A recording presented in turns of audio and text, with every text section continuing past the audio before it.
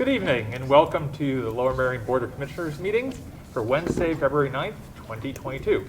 We have two committee meetings on the agenda tonight, and so we will start tonight with the Grants and Community Development Committee, and I recognize its chair, Commissioner O'Neill. Hello, thank you, President Sinai, very much. Good evening, everybody. We have three agenda items this evening, all pertaining to the CDBG block grant program. The first one is a public hearing, and in that this will be information used as we prepare our action plan for 2022.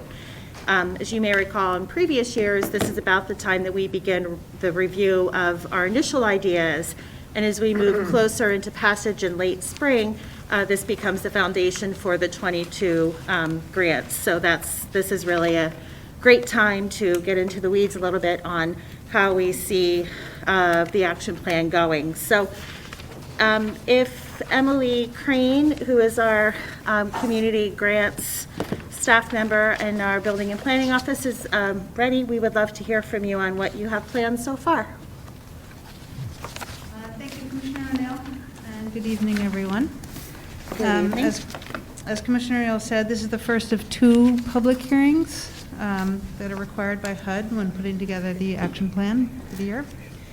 The purpose of this hearing is that the board have a chance to receive public comment on community needs prior to approving plans for the community development block grant Emily, grant can you funding. speak up, please?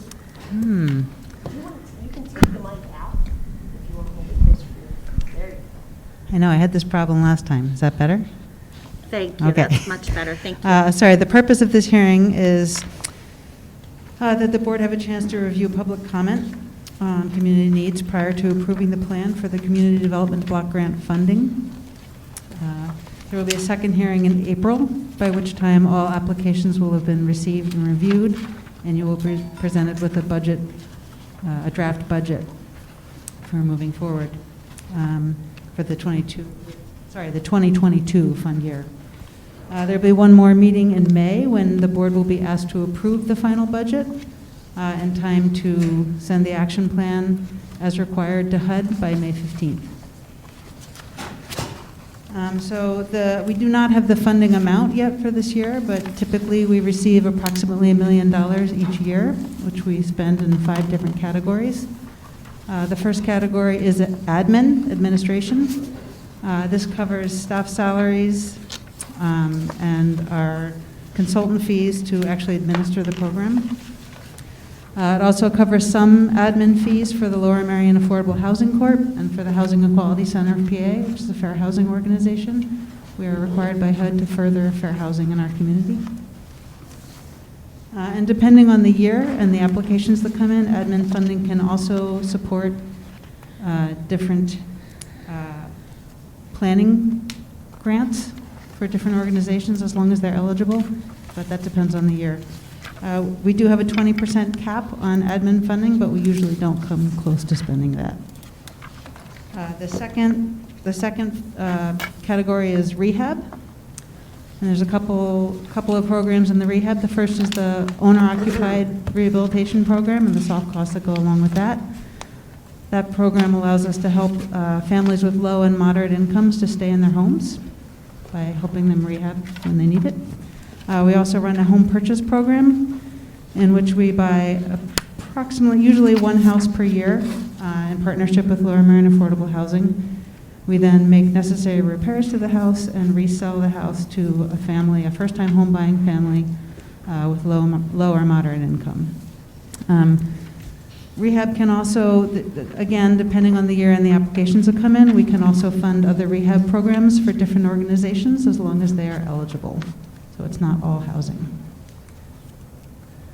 The third category is public services, and this is a difficult one for us because we have a lot of excellent organizations doing really good work in the community, and we are limited to spending a total of 15% of the total grant on the public services. So it's always a struggle and nearly impossible to provide for all the need. The fourth category is public works.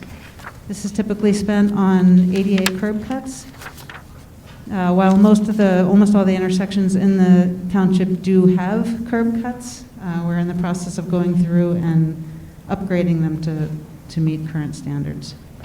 And the last category is economic development, for which we have 2 programs. One is a commercial facade program, and the other is a job creation program, which is administered through the Ardmore Initiative. So that's covered everything. That's a general breakdown of how we spend the money during the year, and then this evening is really to accept comment on these programs or others that anybody in the community thinks that should be considered while you're moving forward with the proposed budget. Okay, thank you.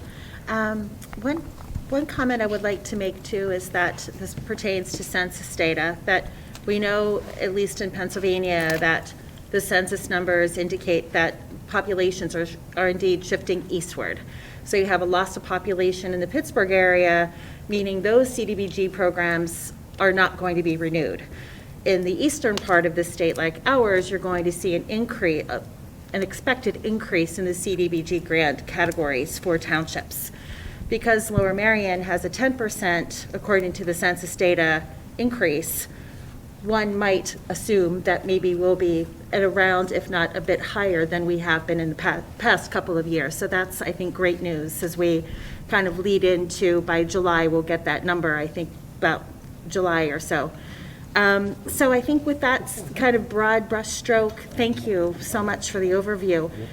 Do commissioners have questions about the specific development goals and the statutory goals that we are obligated to talk about? Or, yes, Commissioner Sean Kramer, hi. Thank you, Commissioner O'Neill. I have a couple of questions.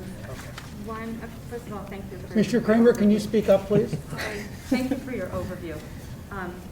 If you don't know this, it's fine, but I was just wondering about the breakdown for the other percentages in terms of the CDBG funding.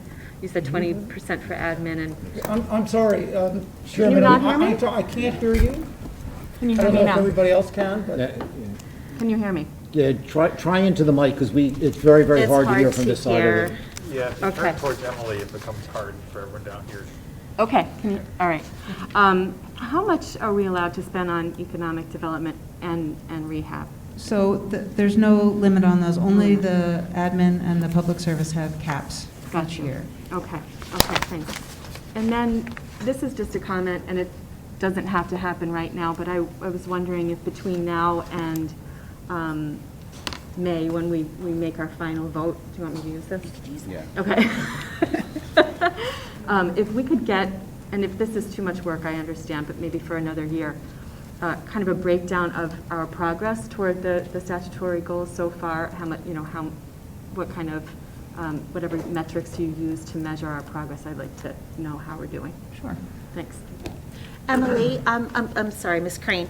Would you mind repeating some of the dialogue with your mic and sorry. projecting this direction?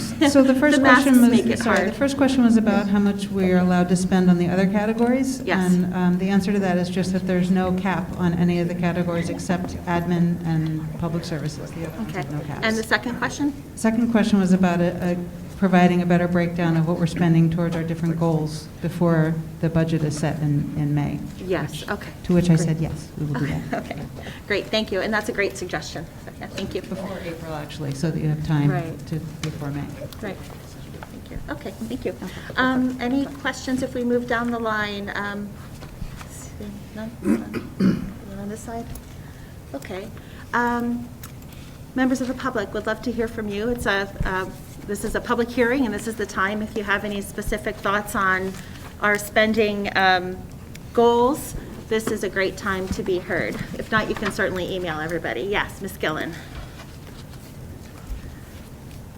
Hi, Maura Gillen, Haverford. I come here regularly. My two big issues are historic and housing. And I was just reviewing the 2018 Affordable Housing Open House slides, and some of the statistics that were there were pretty disheartening, and I don't know that we've made a lot of progress meeting some of the needs. One of the statistics that jumped out at me was that 45% of our renters at that time were considered cost burdened. Nearly half of our renters in this community are paying more than 30% of their income for their rent. And that should be striking to many of us. 10% of our owner-occupied units wouldn't be affordable to someone with a lower moderate income to purchase because they're just too high. And yes, we have a high median income, and yes, we have high property values, but we have other people who live here too. If we are getting 10% more people in this area, I think that probably is also not just more money, but more need. I would like to suggest that we're not just here under CDBG to manage program funds. There needs to be some focused leadership focused on this action plan, and maybe some creative thinking. I have mentioned in the past, and also to a couple of particular commissioners, about accessory dwelling units, which is something that AARP and some of the other organizations are strongly advocating for. And I do see that there's apparently a zoning hearing board for someone in Wynwood who wants to create an accessory dwelling unit. It does seem like our zoning code is somewhat limited, that ADUs are only for the elderly and seniors and not for those of lower moderate income, and I think that could be reviewed. I think we could look at perhaps scattered site public housing. There are some opportunities out there to perhaps create some gentle density, moving twins into quads, which I know was discussed during the look at the zoning code, but it really should be looked at from a strategic perspective with relation to housing. Finally, I would also, under the category of community and economic development, ask the township to consider doing something toward our Haverford station, because it's in disrepair and could really use some revitalization on that corridor. Thank you very much. Thank you, Ms. Gillen, very much. And hot off the press, thank you to Commissioner Courtney. Are there any, oh yes, Ms. Seltzer, please. Hi, Adrienne Hi. Seltzer, Wynwood. Hi, everyone. I really have more questions than comments. How is this money used that would be different than CARES money is used, or money from the American Rescue Plan? Is the one question. Okay. And the second question is, on the website, it says clearly, try to make these meetings virtual, but you guys make it difficult, because I had to remember before 12 o'clock today to send an email to lovely Miss Jody Kelly to get a link to this meeting. And when people are busy, that is not always possible. So I would have been here virtually, like you strongly suggested, if you would make the link to register for the meeting available to everyone on your website. There is no security issue so I'm really directing this to Mr. McNeely. There is no security issues with this. I've checked with various internet security people. Thank you. Thank you. I'd like to take a stab at answering the first question, Ms. Seltzer, having to do with the differentiation between our plan for the annual plan for this year versus last year. It's an annual thing. Every year we qualify to be CDBG grant able. This is apart from any special allocation made by the U.S. Treasury to HUD. So, but that said though, our next few agenda items do deal with CARES Act, and that's a totally different pot of money, as it is different from ARP, which is directly from Treasury, not through HUD. So, but for clarification on that, and not to put Mr. McNeely on the spot, but if there's anything extra or different that you would like to add to, by all means, please. No, I think you're right on, Commissioner. CARES Act money, and there's different forms of CARES Act money, but the CARES Act money that the township received, well, it's CDBG, Community Development Block Grant Funds.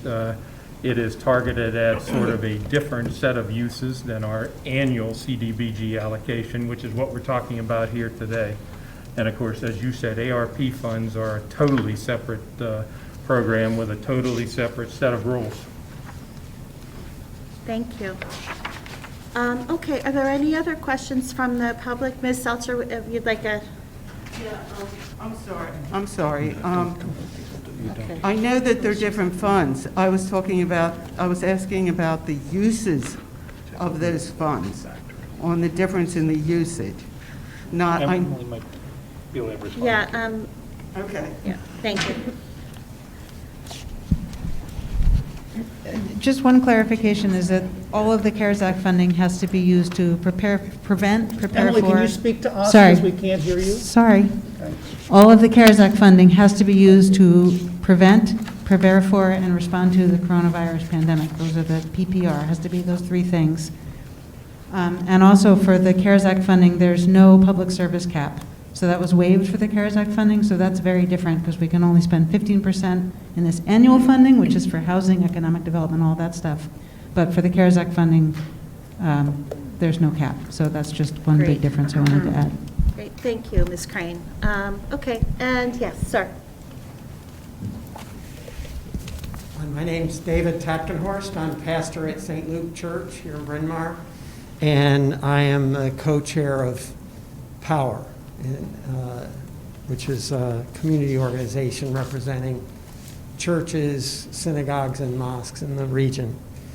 And I just want to thank you for the work that you do.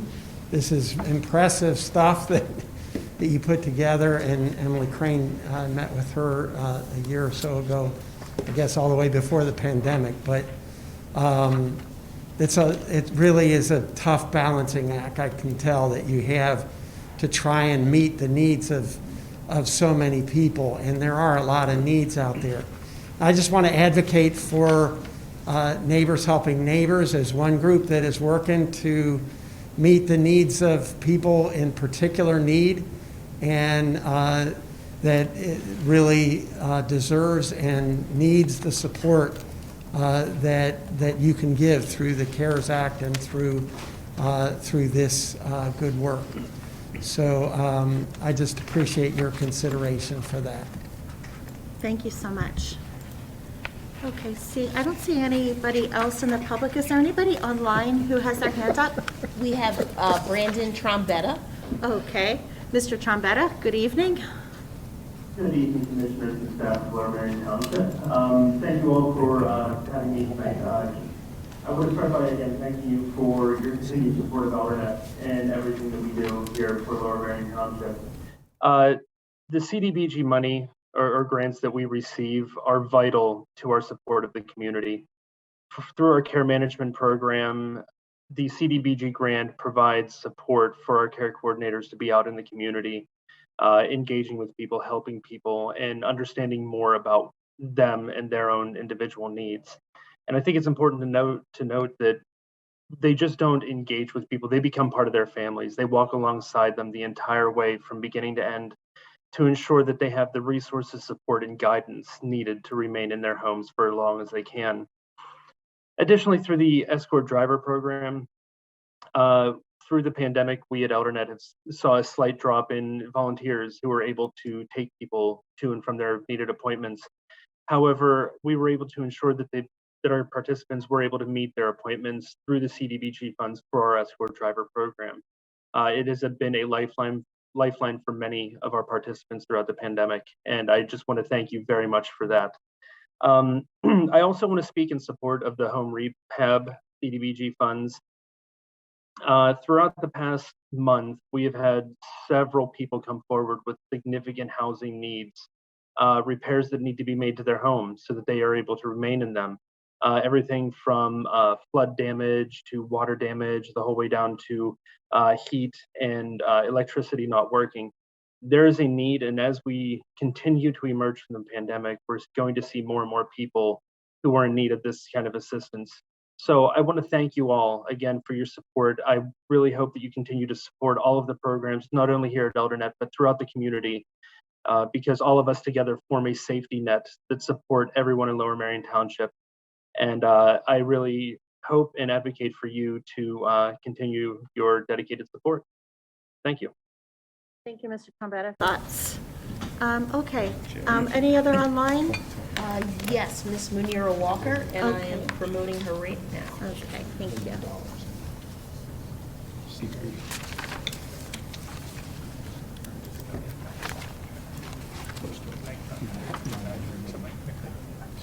She is online but muted with her camera off. Okay. Ms. Walker? Hi, good evening, Ms. Walker. Hi. Hi, I'm sorry. I'm at a family's home right now. But I just wanted to take a moment to thank you for your support last year with the CDBG funds and the CARES Act money. And I echo Brandon's words that we all are working together in order to provide the optimal services that we can for the members of the community.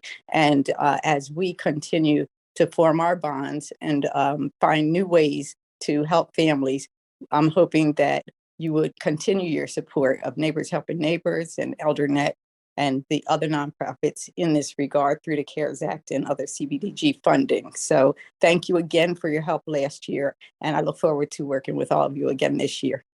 Thank you. Thank you so much. I believe that is all online, all we have online. Yep. And we have 2 letters that we received, and I'd like to just summarize them quickly. One is from Ms. Alyssa Berardi with New Horizons. She requested continued support for their programs as well as funding to renovating Ashbridge House. And second, from Maria Macaluso, the Women's Center of Montgomery County, requested continued support for their programs as well. So thank you for those submissions. Okay, so I don't see any other questions or comments from the board or that of the public. So I'd like to go ahead and close the hearing. And I don't think we don't need to take a vote or anything. So that is it for the first agenda item. Thank you all for your input. It's very much appreciated. Next up is approval of the CDBG 105 funding reallocation. And so I think what I'd like to do is to go ahead and make a motion. Here it is. Okay, so I'd like to make a motion to consider for recommendation to the Board of Commissioners approval to reallocate funding provided by CARES Act to address evolving community needs related to COVID-19. May I have a second? Second. Yes, Commissioner Sean Kramer has the second. And Ms. Crane, if you wouldn't mind giving us an overview of what we've been talking about in our committee. Okay, this second agenda item deals, as you said, with the reallocation of some of the CARES Act funding. Just as a review, over 2 rounds of the federal funding, the township received $911,340 in CARES Act funding, all of which, as I mentioned a few minutes ago, is to be spent preparing for, and responding to the coronavirus pandemic. The board also agreed to add $75,000 to that money originally, which was taken from prior years unused, to add to that pot. All of the funds are currently allocated to various activities, but as a board, you have tried to be flexible with the changing needs of the pandemic and moving money around to the activities that are still seeing continued need. In a prior reallocation in December, some funds were moved out of the business assistance program as it was no longer seeing applications coming in. And the recommendation tonight is to move an additional $80,000 from the business assistance program, $50,000 of which would go to the rental and mortgage assistance program, which is seeing continued applications. $26,000 to go to ElderNet's food pantry restaurant program, which is servicing food insecurity needs through 4 different pantries in the community, and a $4,000 reallocation to the Palm Center. They still have some funds left from the first round of funding, but are looking to put it together with this new funding to create some sort of outdoor space to meet safely in the colder months.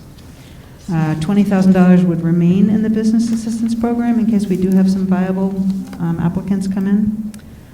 And just to note that this reallocation will trigger we have to do another substantial amendment to the 2019 action plan, which we will start working on right away if there is some agreement on how to move this money around.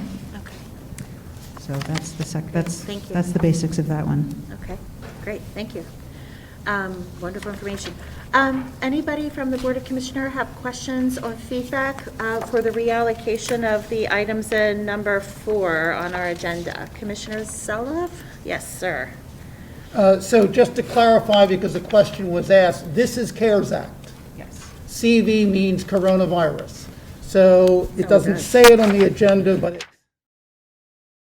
one-time money. We got about $1 million in 2 buckets, right? And so we're making a proposed second reallocation of CARES Act money with this item. Thank you. Thank you.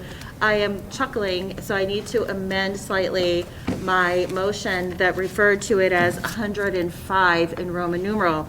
Not the case. That would be CDBG coronavirus CV. It's not curriculum vitae. It's not curriculum vitae either. It's government speak for coronavirus. Yes, thank you very much for that clarification as a side note. Okay, thank you. Yes, Commissioner Gavin, Vice President Gavin. Thank you, Commissioner O'Neill. Emily, just a couple of questions. I don't have any issue with any of this, but I just want to clarify. When did this money come in? Did you say 2019 or? So the money came in, in 2020 after the pandemic started, but the way it worked, for some reason, we had to amend our action plan, either the one that we were about to do or the one that we had done before, and we elected to amend the 2019 action plan to include all of the coronavirus, the CARES Act money. Okay. So all of the planning and all of our action planning for this is part of the 2019 action plan. Okay. But it came in. It came in 2 different times. To be honest, I'm going to have trouble remembering, but I think the first allocation came in fairly soon after the pandemic started, and the second round of funding was just for states, so we didn't receive any of that. And the third round of funding, I want to say, was early 21, late 2020, early 2021. Okay. And when does it have to be spent by? So we have to have spent 80% of all the funding 3 years from the date that we signed our funding agreement with HUD, which I believe is going to be in the fall of 2023. Okay. We are already just about there. Okay. We have 6 years to spend it completely, but 80% has to be spent 3 years after the date of signing the agreement. Okay, gotcha. So a couple of things kind of stand out to me as I look at it. The first one being common space, 37.5 is allocated to them, and nothing has been expended. What, can you talk about that? So they have spent some of that since, I did get an invoice since then. They were hoping to get gardening space last summer, which they never did get. And they're gearing up for this year. They would like to spend it this year. They have already hired a couple of students. Part of that funding was to hire students from low and moderate income families. And they have already done that, and they are planning to move forward. They still don't have a specific space, but they are planning to move forward this summer with that. Okay, that's wonderful. And also with hiring the students. So. Okay, great. And then in terms of POM, we talked last week, was it last week or 2 weeks ago, about how important POM is, obviously, to this township and the wonderful work they do. I'm concerned that, they were allocated a little under $7,000, and almost half of that just hasn't been spent. And if we're talking about, outdoor space for the winter, we're, hopefully getting through the winter. It's now, it's been a little warmer these past couple days. Do you know why that money hasn't been allocated yet for heaters and tents and the other things that are needed for the outdoor space? I don't know, other than it's been kind of a moving target for the POM when they first applied for that money. Like all of this pandemic, it's a bit of a moving target. They were hoping to be reopening sooner, and so they applied for things like masks and hand sanitizers and touchless trash cans that would help them to reopen, and then they have really stalled on reopening because of the way the pandemic has dragged on. And I think that this outdoor space would actually, I'm saying winter months, but I think it's going to go into the summer just as a safer place to meet that's outside. And people have asked me why we didn't give them more in the beginning, and we gave them what they applied for. And again, this time they're applying for about $7,000, but because they have some left over, Gotcha. This additional 4 will add up to what they're applying for at this time. Okay, that's great, and I hope they use it in short order and create that outdoor space, because I think it is important. And then for ElderNet, I know there is some outstanding money that hasn't yet been expended, and yet we're adding to that as well. Can you talk to why that is? So they have been awarded, I think, approximately $108,000 so far, and about $20,000 of that is still remaining, although I haven't received an invoice yet for this year, so I'm sure it's lower than that. Okay. I think there was a gap for a while when they were in between funding, but they are hoping to continue on without a gap this time, if we can provide them some more funding. Okay, that's great. I think these are all worthwhile organizations, and it's money well spent for needs in our community. I just hope the organizations actually go out and spend it. Thank you. Thank you for the questions. Commissioner Bernheim. Thank you very much. I apologize for not sending this to you in advance, so I hope I'm not putting you on the spot. But similar questions along the line as to what Vice President Gavin was asking. On the chart, I note in reference to residential rental and mortgage assistance that there's 378,000 and change awarded, and just, pennies under 299 was expended. What explains the gap? So it's a little over 300,000 spent now, but the gap is that for the rental and mortgage assistance program, we award money to these families that are in need, but we can only pay it out a month at a time. So I can award people up to 6 months of assistance, but it has to be paid 1 month at a time. All right, so that makes sense.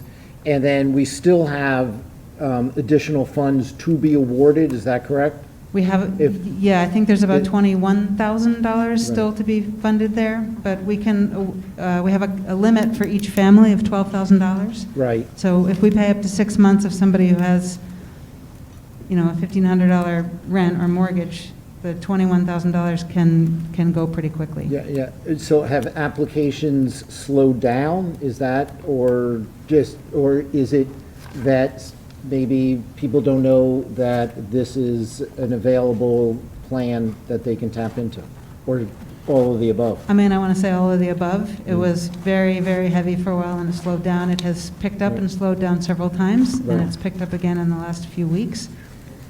So we'd like to have the money there as they keep coming in. Okay. It seems to be one that keeps coming in. All right, and so similar apology, but similar questions as it relates to small business forgivable loans, because I see there's still a budget remaining of 100,000.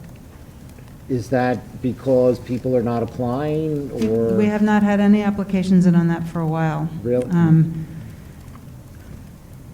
It was a more cumbersome program. People had to show paperwork on employees and employees' families. And the amounts of the loans were not that big, so it did stop coming in. I think also as things opened up more, that they stopped coming in. I do have one in right now that was sent to me by Nancy Scarlato from Ardmore Initiative. So we do have a little bit of money left in there. And to be honest, the reason that this move triggers the substantial amendment because we're moving a certain percentage of funds around. So if we needed to move a little bit back and forth after this, we could do that without another substantial amendment. Not that I'm advocating for that, but because it's been so changing. And I appreciate that, and I'm sure you understand by asking the questions, we're just trying to take the temperature of where the need is so that we can address that. Yeah. And if people are not applying because they don't have the need for it, that's one thing. If they're not applying because they don't know about it or it's too cumbersome, then we need to work on that. So I'm definitely getting applications in for rental and mortgage assistance for people who didn't know about it before. Or, that has certainly happened. Fair enough. Okay, all right, thank you very much. I appreciate it. Thank you. Thank you, Commissioner Bernheim. Yes, President Sinai. Thank you, Commissioner O'Neill, and thank you, Emily. And before I ask my question, I think something that doesn't get enough recognition is that, the township, meaning you and Commissioner O'Neill and the committee and the township staff allocated something like $2 million between CDBG and the CARES Act funding over the last year or so, which is a tremendous amount of money and support to deploy for this community. And thank you for all that hard work. That's really terrific. So the question I have for you is that we often kind of re-up funding to entities that we've supported previously, and we're doing that here tonight. Can you just briefly sort of describe what kind of reporting that we get back from these agencies? So we know that the money that we're allocating on behalf of the federal government is being put to efficient and productive use. So in terms of reporting that they provide to us, yeah. So almost all of the grant money that we give out in a reimbursement fashion. So different organizations spend the money, and then they send invoices to us, with which they have to send the invoices that they received. If it's payroll, they have to send in payroll, canceled checks, board approval from their organization to pay these bills. They also have to send in, typically, they have to send in a beneficiary form, which records the race, ethnicity, and income level of everybody that's helped. That's sent in either with every invoice or it's sent in quarterly. That was not the case with Eldernet this time. The yearly Eldernet allocation, of course they do that, but for the CARES Act, we did allow them to use the urgent need funding, which meant that they did not have to provide any beneficiary information, and that was originally done in the beginning of the coronavirus because we were still worried about touching things, and it was trying to be as, contact-free as possible. So they were delivering food and not having pens and paper and all that. So the first two amounts we gave them, we allowed them to utilize the urgent need. Got it. Was that the only recipient that was under urgent need? Yes, and in my almost 5 years here, it's the only time we've ever used it. You're only allowed to use a certain percentage of your grant that way, and HUD is sticky about it, so we only use it very, very rarely. Are we able at this point, or should we consider at this point moving them to kind of the normal reporting of beneficiaries that all the other organizations do, so we can start tracking? So technically, we're able to in terms of the funding we have and the percentage of the total funding. I think it wouldn't be unreasonable to ask them to do that now. I think it's clear now that probably the air we breathe is more dangerous than pens and paper, so I think it would be up to you all to decide if you wanted to continue the urgent need or if you wanted to go back to traditional reporting. Yeah, I think that makes sense. I'm envisioning a future decision where we're like, well, do we give even more money? And we'll want to say, well, how'd they do, right? And it'll be useful to have those statistics. Thank you very much. All right, thank you. Great question. Okay, any other questions from commissioners that I see or comments? No? Okay, any from the public regarding the reallocation of the CDBG CARES Act funding? Okay, thank you. Seeing none. Any online? No? Okay, great. So I think we are ready for the vote. All those in favor of the motion that has been seconded, all those in favor say aye and raise your hand. Aye. Aye, raising hand. Online, okay, good. It looks all opposed. Seeing none, okay, the motion passes unanimously. Thank you. Okay, the third and final agenda item this evening before we enter into B&P is a waiver of CDBG residential rehabilitation fund limit. This, I believe, will be a little simpler. So I'd like to go ahead and make a motion. The motion is, okay, consider for recommendation to the Board of Commissioners approval to add $46,600 to the staff-approved expense of $50,000 for a total of $96,600 to bring a property in Wynwood to minimum standards pursuant to CDBG regulations. May I have a second? Thank you, Sean Kramer, for the second. And with that, Ms. Crane, a quick overview, if you don't mind. Sure. This is the final agenda item tonight. We have one of the regulations for the housing rehab is we are allowed to spend $35,000 automatically. Staff is allowed to approve an extra $15,000, and if we want to go beyond that, we need approval from the board. The house in question was bought by Lower Merion Affordable Housing to be part of the home purchase program. It's a single-family house in Wynwood. The homes that we purchase for this program tend to be in need of more serious repair, which is why they fall into the price range of what we can do with the home purchase program. This house needs, in addition to numerous other repairs, it needs extensive lead remediation, needs a new roof, and ideally we'd like to put in a new heating system. It currently has no boiler, no furnace, it just has antiquated electric baseboard heaters around the house. And best practice would be to put in a new heating system before we resell this house to a lower moderate income first-time home buyer. And with that, we're asking the board to approve $96,600, which includes a $10,000 contingency. Yeah, and that's about it. Thank you. And page 18 on our packets has a bit of the line by line, so that might be helpful. Okay, thank you very much. Any questions from board members? Yes, Commissioner Bernheim. Thank you very much. Emily, once again, I should have alerted you so you're not being put on the spot, but here we are. So this is coming to us in two phases, right? The first phase having been 46,000, which had been approved. Is that what I understand? I'm sorry, I didn't hear the It end said of that. or the approval to add 40, I apologize, got it backwards. We're being asked to add $46,000 to a previously approved expense of 50? So the 50,000 is almost automatic. I don't know why it's written like this a long time ago, but the 35,000 is the general amount that we try to limit to. We're allowed to approve a $15,000 add at the staff level, and if we want to go beyond that, we need the approval of the board. Okay. So this is a one-time task. All right. So, yeah, and poorly worded question on my part, I apologize. Is this the second time this is coming to us, or is this, right? Just the first. Because I didn't, Yeah.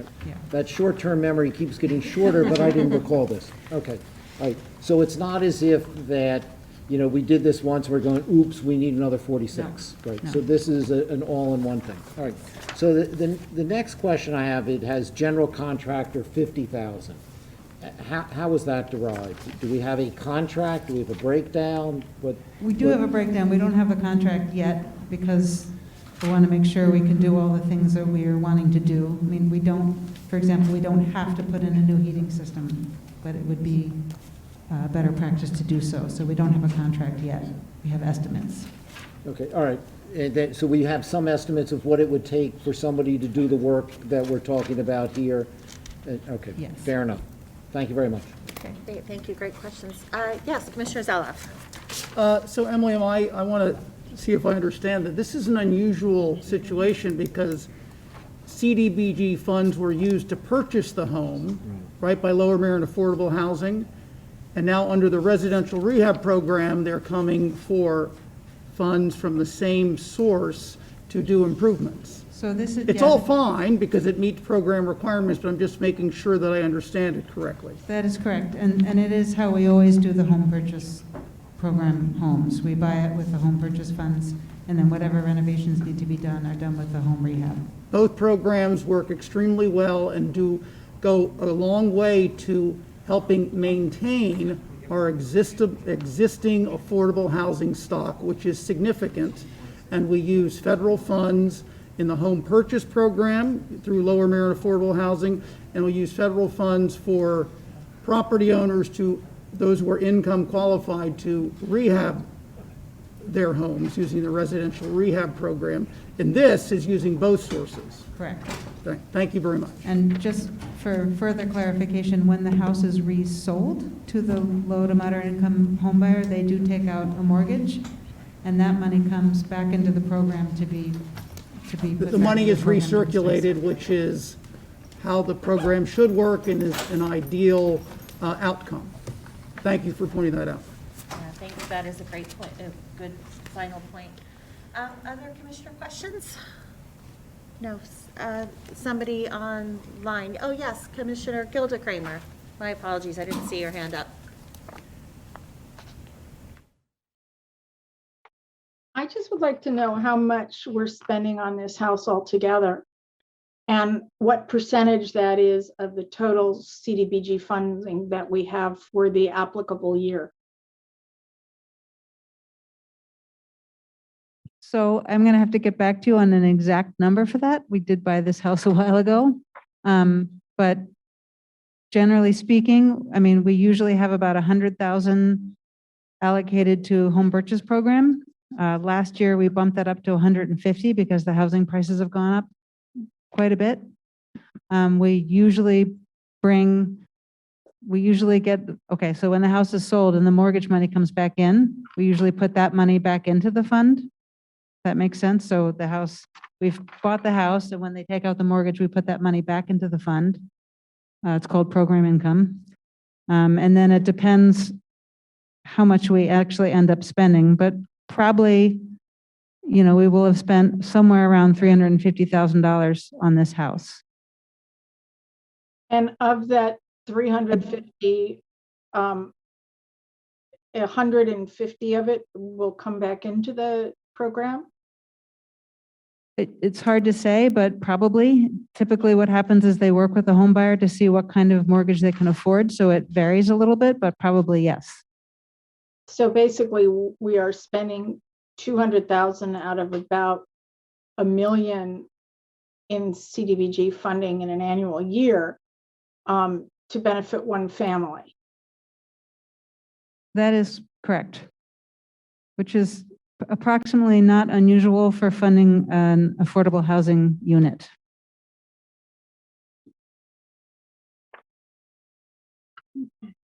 Thank you. Thank you. Great, thank you very much for the clarifying comments. Any other questions or comments from the board? Seeing none. Any questions or comments from our public? Yes. Ms. Gillen. Consistent with my earlier remarks about the action plan, and I do thank Commissioner Zella for talking about maintaining the limited stock that we do have. This is a program that's working. And Lower Merion Affordable Housing is a proven good steward. They are a good partner, and they are specifically identified in the action plan. I would strongly support making this work and moving on with this particular house, and then also looking at your action plan for other ways that we can get some rentals in particular, but these programs are working, and I support this one. Thank you. Yes, Ms. Crane. I just wanted to make one more comment, which is that when the house is sold and people take out a mortgage, which comes back to the township, we basically place what we call a soft second mortgage on the house in the form of a lien.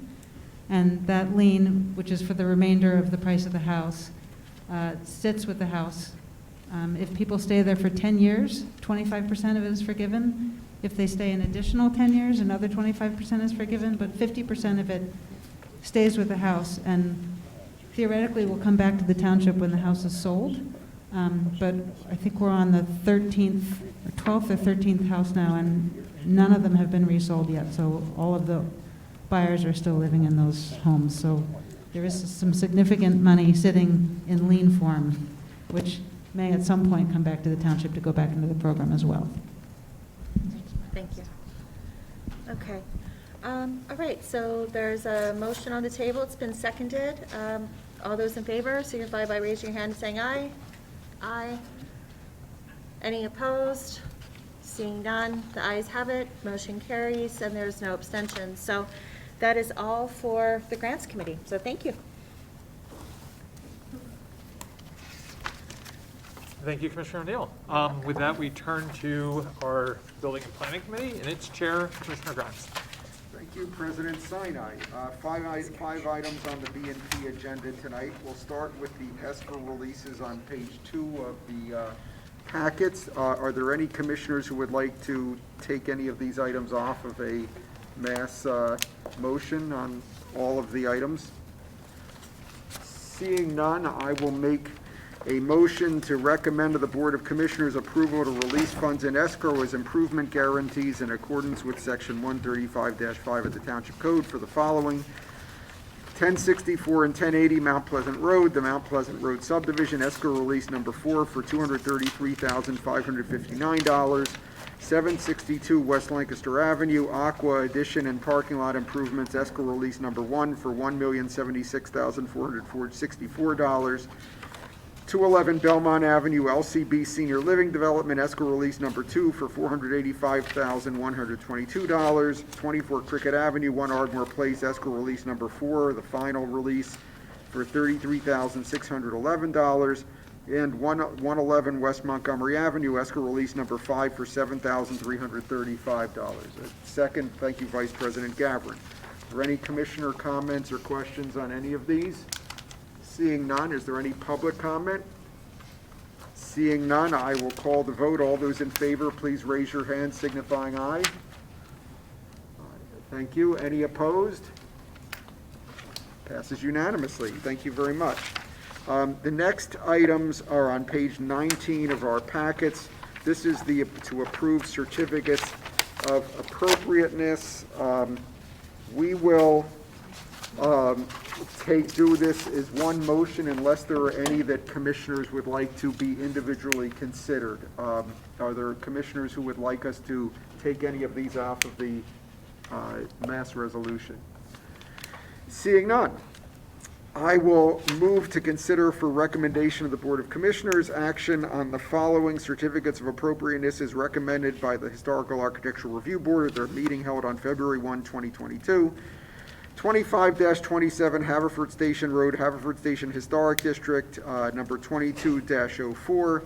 2527 Haverford Station Road, Haverford Station Historic District, number 22-05. 537 Old Lancaster Road, Haverford Station Historic District, number 22-07. And 15 East Lancaster Avenue, the Ardmore Commercial Historic District, number 2208. Is there a second? Thank you, Commissioner Zella. Are there any commissioner questions or comments on any of these? Seeing none. Is there any public comment on it? Please, Ms. Gillen, go ahead.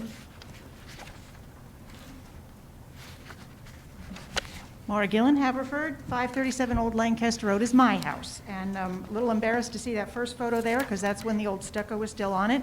But you can see the second photo. We've actually made some improvements and put some siding on. It is now time to repair the porch, which is similar to CDBG language. It's needing repairs to our home so my family can remain in it.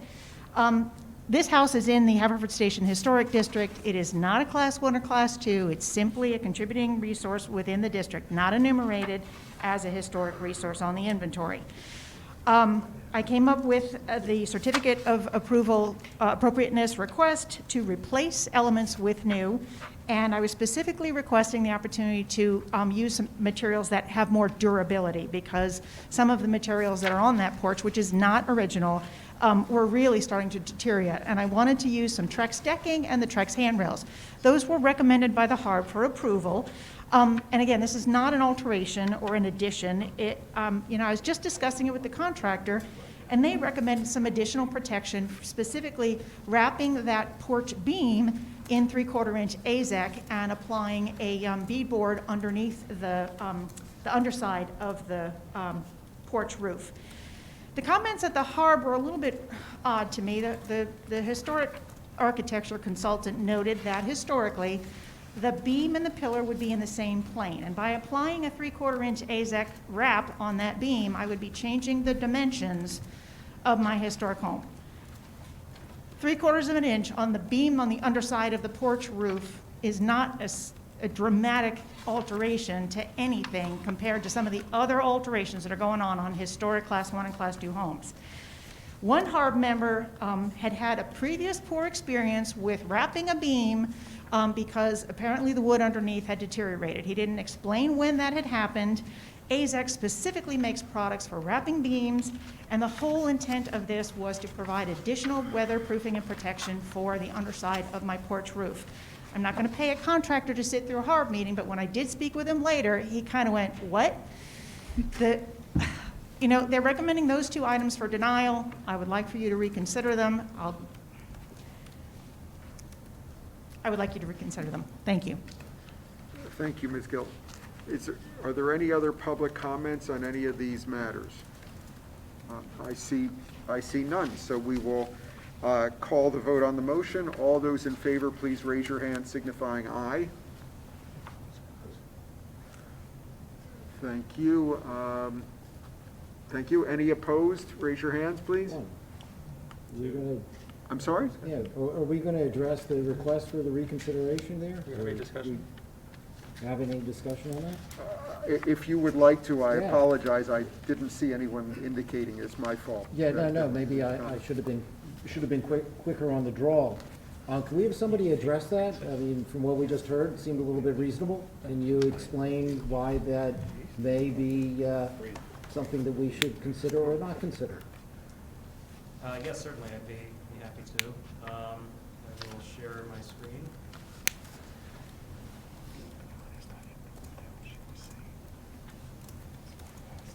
Okay. This is the property, and this is the front porch in question. HARB's recommendation was approval to replace the majority of the porch elements being proposed for replacement, and denial of cladding those two elements as described by Ms. Gillen. This is the porch as it appears. The two elements are the beam over the porch posts, which is painted dark here in this picture, and then the underside of the porch roof, the porch ceiling. Both were proposed to be covered with a new material. And so HARB, the members of HARB commented on this, not just for the change in appearance that this would create, but also the effect on trapping moisture based on their experience and the kind of collective knowledge of the board. By applying new materials onto old materials, moisture is trapped. It hastens deterioration of those original wood elements, and it's not considered to be an appropriate treatment of an historic element made of natural materials, especially not meant to be covered initially. So again, here is a list of the items proposed or recommended for replacement, and then the two that were recommended for denial. And I'd be happy to answer any questions that you might have. If I may, Commissioner Grimes? Please, go ahead. Do you have any information to educate us about the difference of opinion regarding whether this actually will hasten deterioration? Not that we would give any one individual more deference than another, but Ms. Gillen does appear before us on many, many occasions, and I will say that not that I always agree with her, and she will make that point herself, but she does seem to know what she's talking about more often than not. Sure. So, and not drawing on my great wealth of construction, knowledge, but I am familiar with wrapping materials in that there are methodologies so that it does not hasten deterioration. Can you educate us one way or the other? Well, the denial was not just a recommendation of the HARB, it was our historic preservation consultant's recommendation as well, based on their experience and the practice in the field of how historic properties and historic elements like this are treated, and based on the experience of historic contractors who are faced with this question very often. It's been shown that over time those elements deteriorate more quickly than if they were left open and simply repainted or allowed to exist as they currently are. So, did somebody evaluate any specific items as to what it was that was to be utilized in this process, or was that just general impression from things that happened generally? In other words, how far down did they drill before they made this determination? Well, I think their understanding and my understanding is that this is a solid material that is proposed to be applied. It's not a breathable material with breathing holes or anything that would allow moisture to escape or anything like that. Now, on the underside of the porch ceiling, the new material would go over the rafters, which would create voids between the rafters.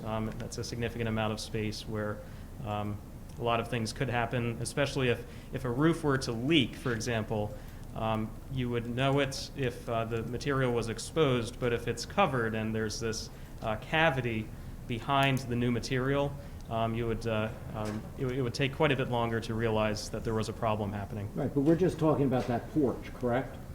It's just the porch, and yes. Just that front portion of that porch, correct? Well, it's the front, the beam on the front, and right. Also the ceiling at the top of the porch that would be covered with this material. So water would either have to actually leak through the roof to get to that or come backwards up. It would have to leak through the roof and through the new material before it was discovered. Mm-hmm. All right. I appreciate your information. With all due respect to all of those folks, I'm not sold. I think Ms. Gillen makes a good point. Thank you. Well, all right. I was going to, let me get, since there are two other commissioners, why don't we, Commissioner Courtney was first. Why don't you go ahead? Thank you, Commissioner Grimes. I'm going to I'm going to join Commissioner Bernheim here. Just quick question for my education. If there is water damage and it does cause deterioration, who's responsible for repairing it? That'd be the homeowner. Okay, so if I understand the desire to maintain a historic resource. Well, actually, just you mentioned this earlier. This is not a Class 1 or a Class 2 resource. This is a contributing resource to the Haverford Station District. Is that, I got it right? Great. So if there is a problem with the application of this material, Ms. Gillen and her family would be responsible for fixing it, right? That's right. Okay. So I understand Harb's concern, but I disagree with it. I think a 3/4 inch adjustment is not going to be noticeable, and I also think if Ms. Gillen is willing to take what risk there might be in doing this and take that liability upon her own home, then we should let her. Thank you. Thank you. President Sinai? Thank you, Commissioner Grimes. So let me just make sure I understand something. So there were two issues here. One was the durability, and the other was the compatibility with the historic district of something that's on the front of this building on the streetscape. That's correct. The visual appearance being altered, as well as the possible condition issue.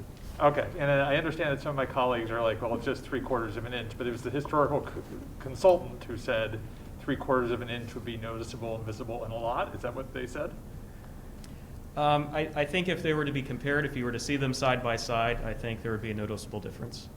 So help me understand that. So part of the point of the historic district is that you have a consistency of the history. Is it a visual consistency, or is it a period consistency that we're not altering it from what it was originally, or is it both of those?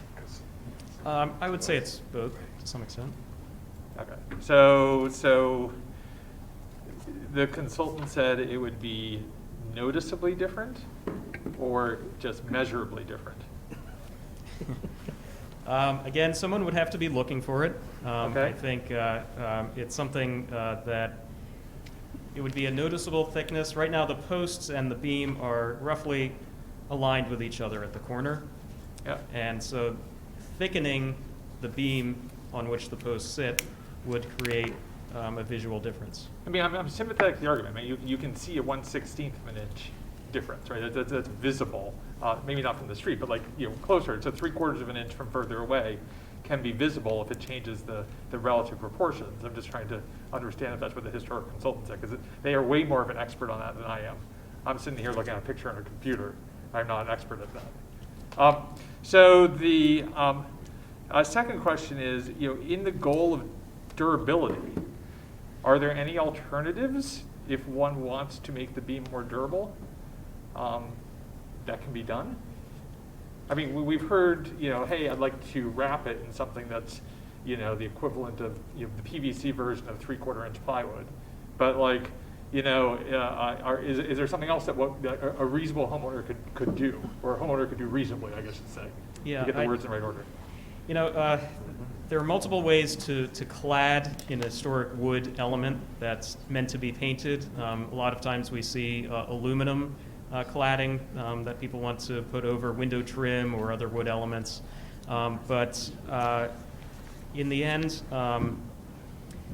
repainting and fixing any damage that's present in the wood beam as it is a good short-term solution for whatever maintenance issues there may be.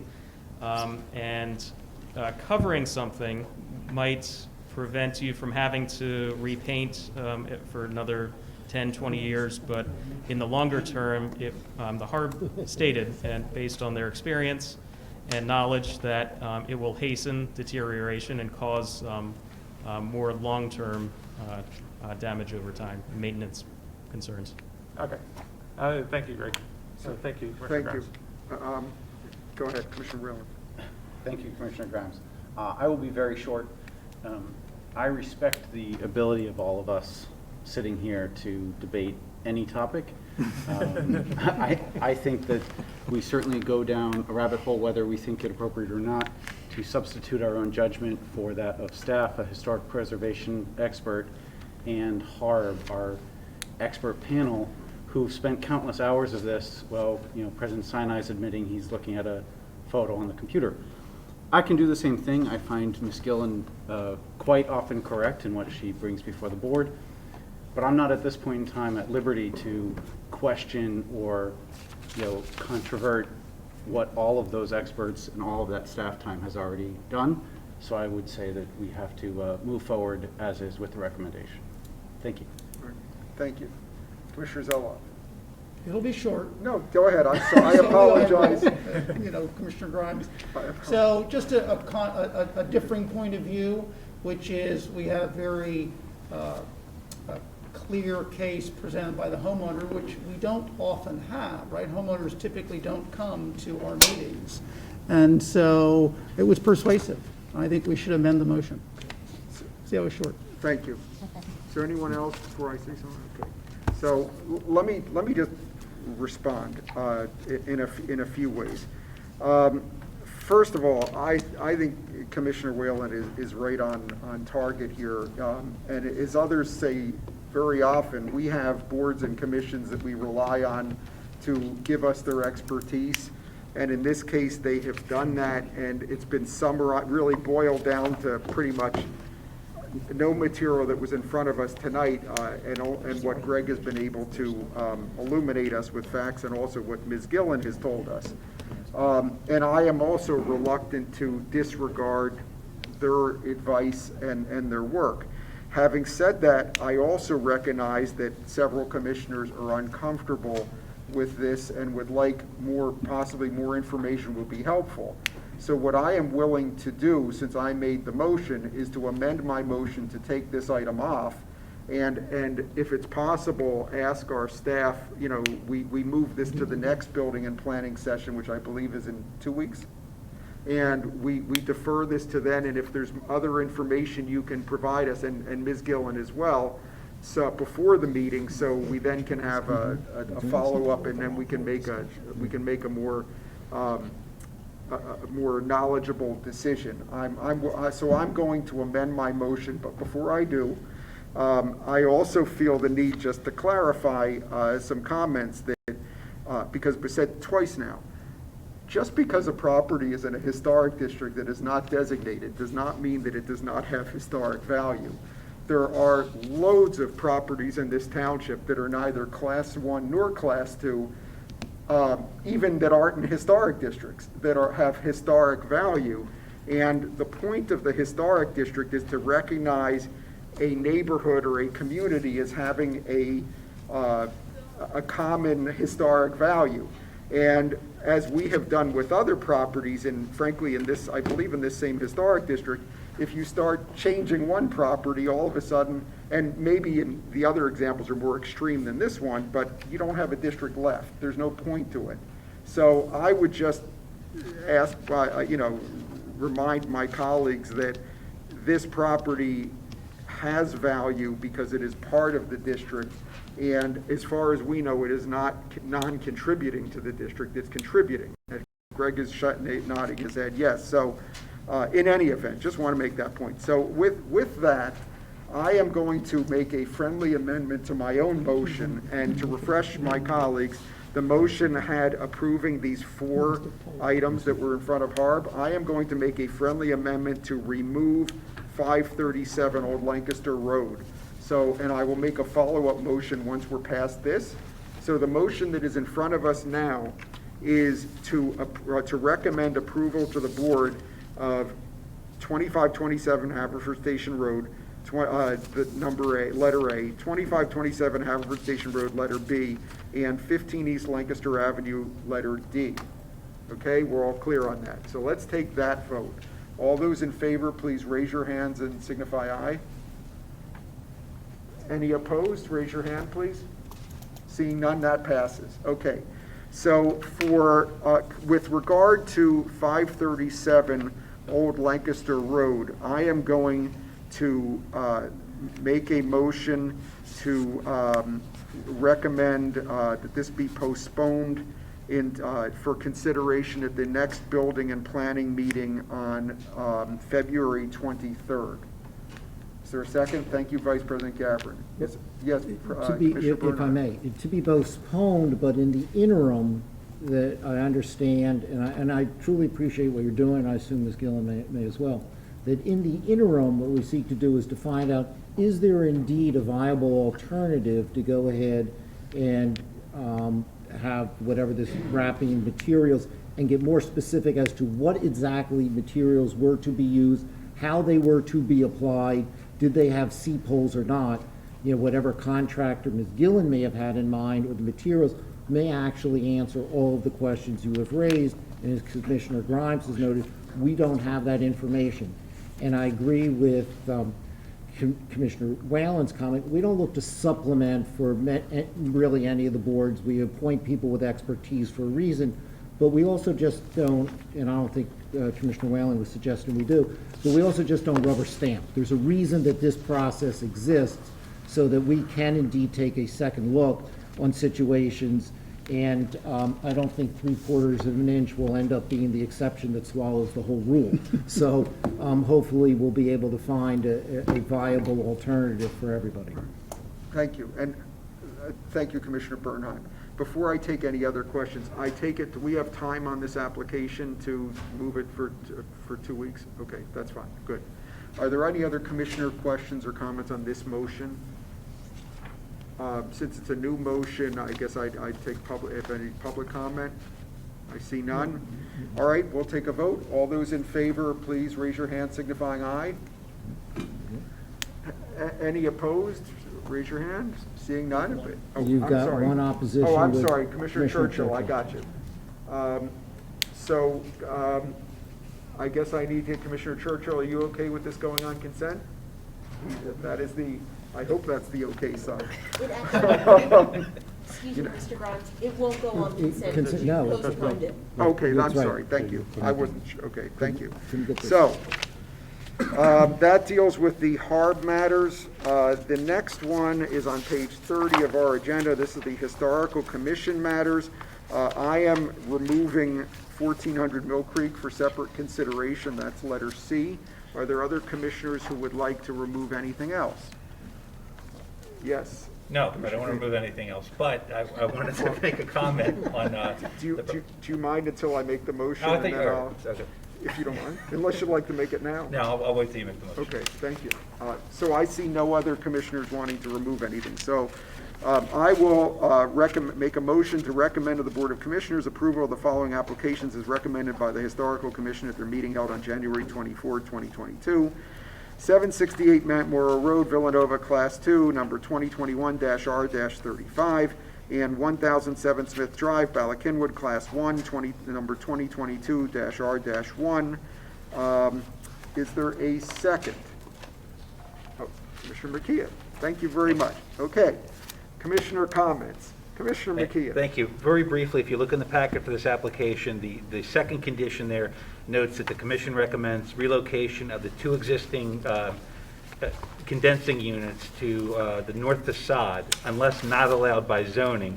In such a case, these two units should be lowered. So followed up with staff during the week, and Greg talked to the zoning officer, so he indicated that there is insufficient room on the facade, so the units have to be lowered. So I just want everyone to know that in granting this application, what's going to happen is the units will be lowered and not moved to the different side.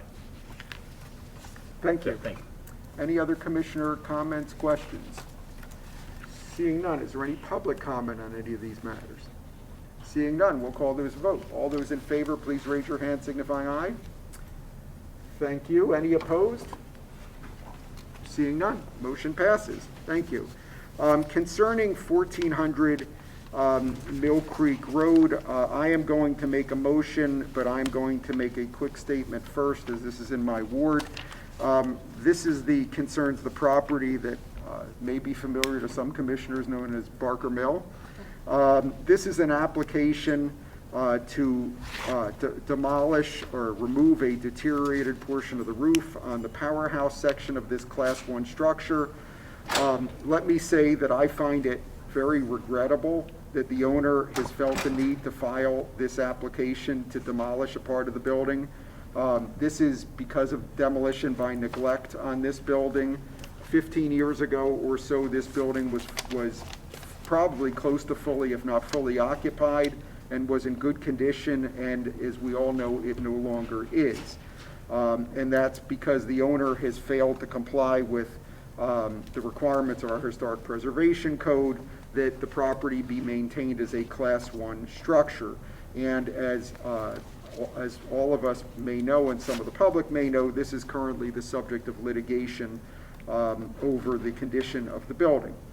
Nevertheless, the reality here is that the powerhouse section of the building, which is the subject of this request to remove, the powerhouse section is in bad shape, and it is unrealistic, I believe, and I think our staff in the Historical Commission believes, it is unrealistic to expect that it's going to be restored by this owner, irrespective of whatever the legal obligations may be. So therefore, to mitigate the potential for further damage to this building, and also to protect any persons who may be walking by this part of the structure, I am going to propose that we grant the applicant's request to remove this portion of the powerhouse roof, remove the roof of the powerhouse, provided that the applicant agrees to take steps to better preserve this and the rest of the building. So I am going to make a motion which is different from what's in your packet, and I will read it. I will say at the beginning that I understand that it is agreeable to the applicant. That's correct. So here is the motion. This is a motion to recommend approval of the application to remove a deteriorated portion of the roof on the single-story powerhouse section of the mill complex at 1400 Mill Creek Road in Gladwyne with the following conditions.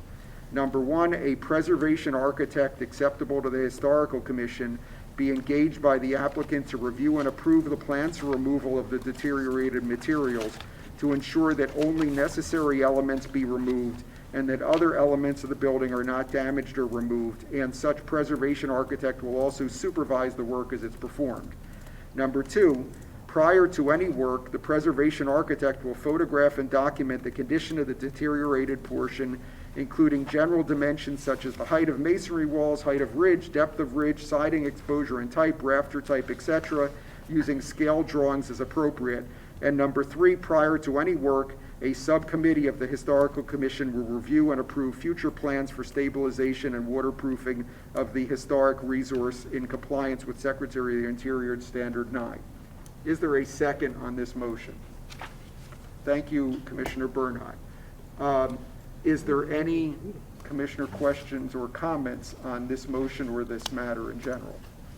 Commissioner Bernheim. Yeah, very generally, if I may, Commissioner Grimes, you have been working in connection with this property for quite some time, and I can't help but note, and I don't mean to be too derogatory to anybody about this, but we just were giving one of our residents a difficult time over 3/4 of an inch of a porch, and this property, which truly has got some historic value in nature, has been a thorn in our side, and anybody that has heard me talk about it, demolition by neglect, my wager has been that the clock will run out and this thing will fall down before we can do anything.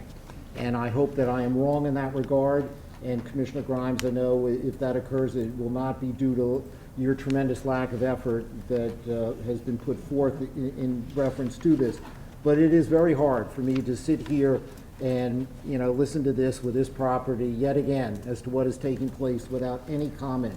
Enough is enough. This thing either needs to be appropriately prepared. There are funds that are due to this township that are long overdue, that ought to be paid, and that I think that this motion is an excellent one. The fact that you've been able to negotiate to get the conditions that you have, hopefully that is a sign of a change of what has happened in the past. But we are reaching the point where our patience will be exhausted, and that is the message I wish to deliver. But I second your motion and will support it. Thank you very much. I'm almost ready to transfer this property into Ward 1 after that speech. Well, that's because you wanted an Acme. That's right. So, any other commissioner questions or comments on this? Vice President Gabbard, please.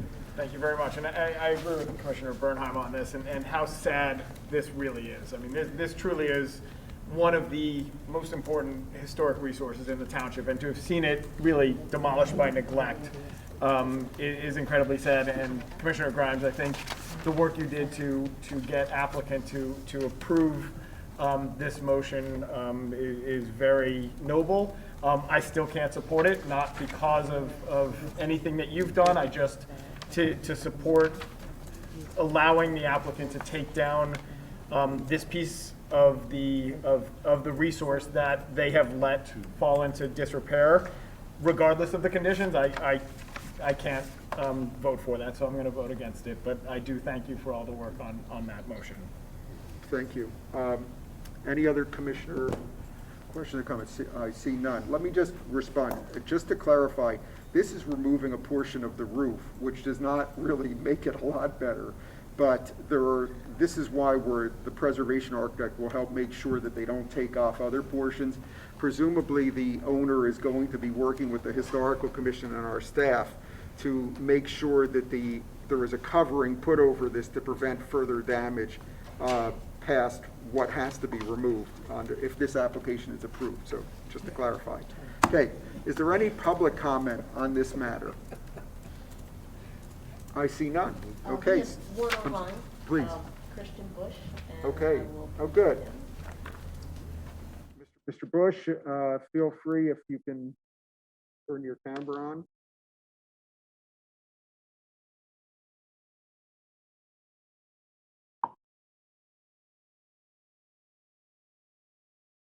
He might not have heard you say that as he was coming in. Christian, if you can hear me, please turn your camera on, and it's your turn.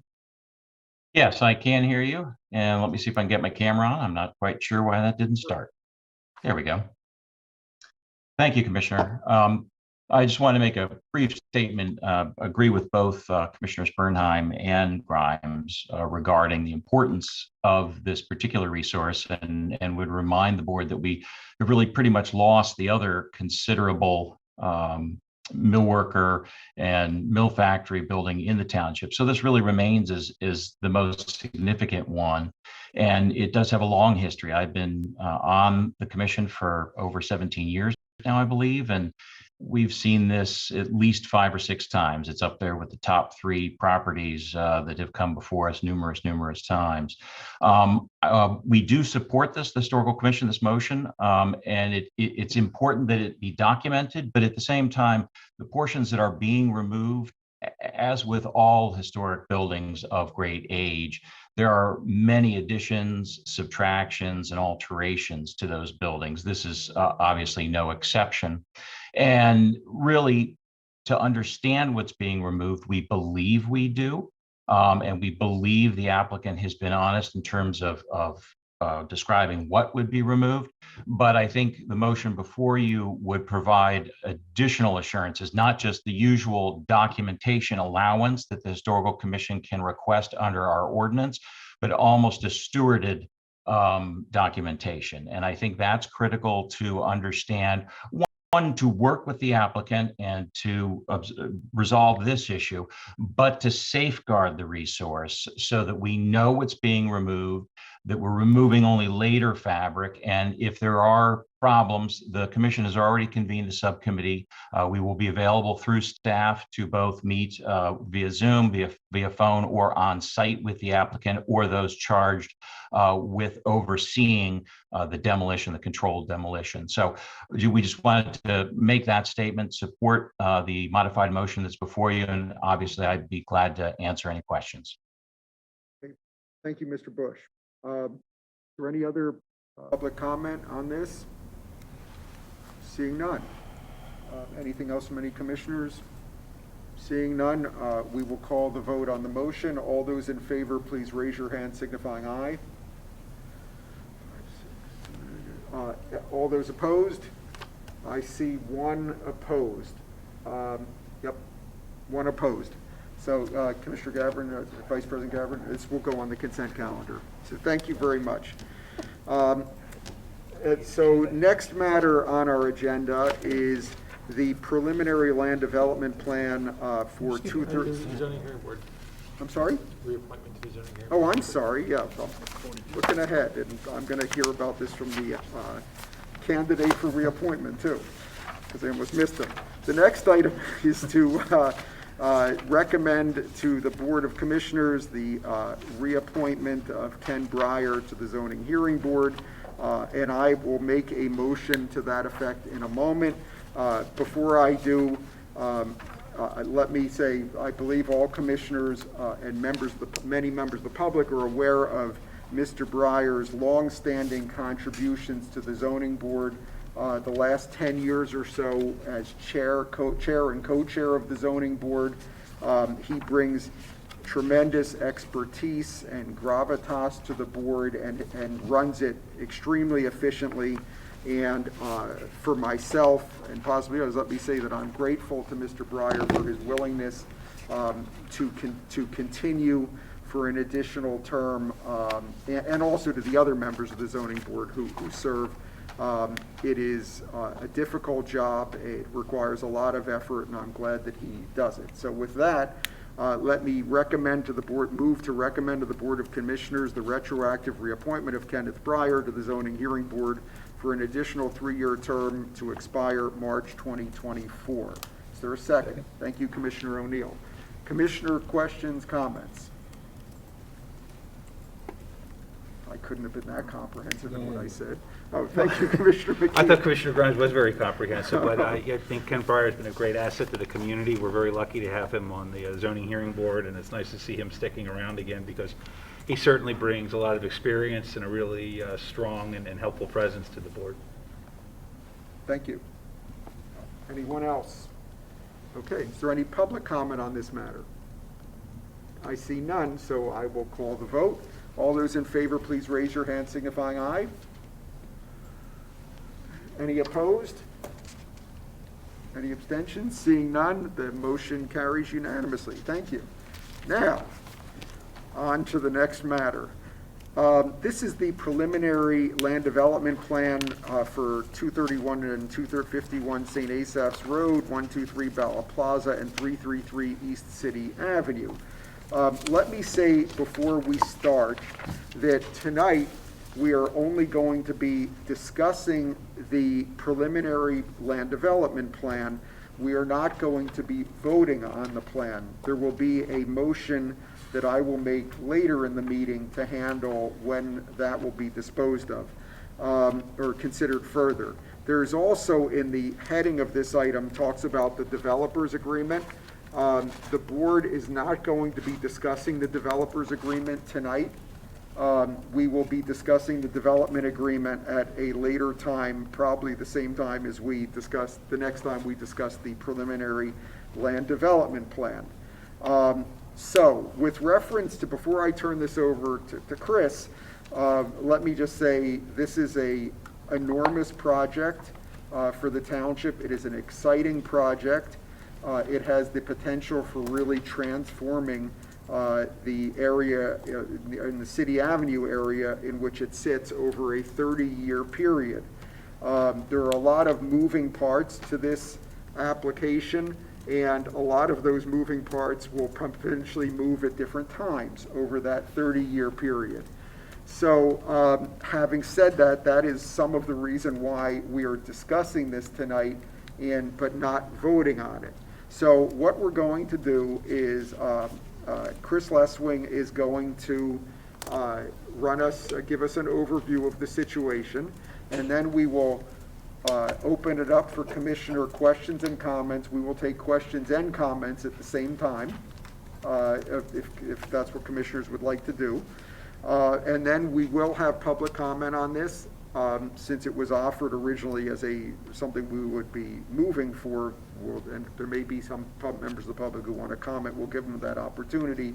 But then I will be making a motion for the board to consider to postpone this application. So, Chris, why don't you go ahead? Yes. Good evening, commissioners. As Commissioner Grimes said, this is an enormous project. I was just going to say it's a big project, but I think enormous actually captures the project a little bit better.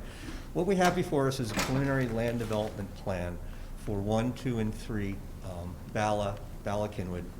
This is a very large property. It's actually one of the largest taxable properties in the township.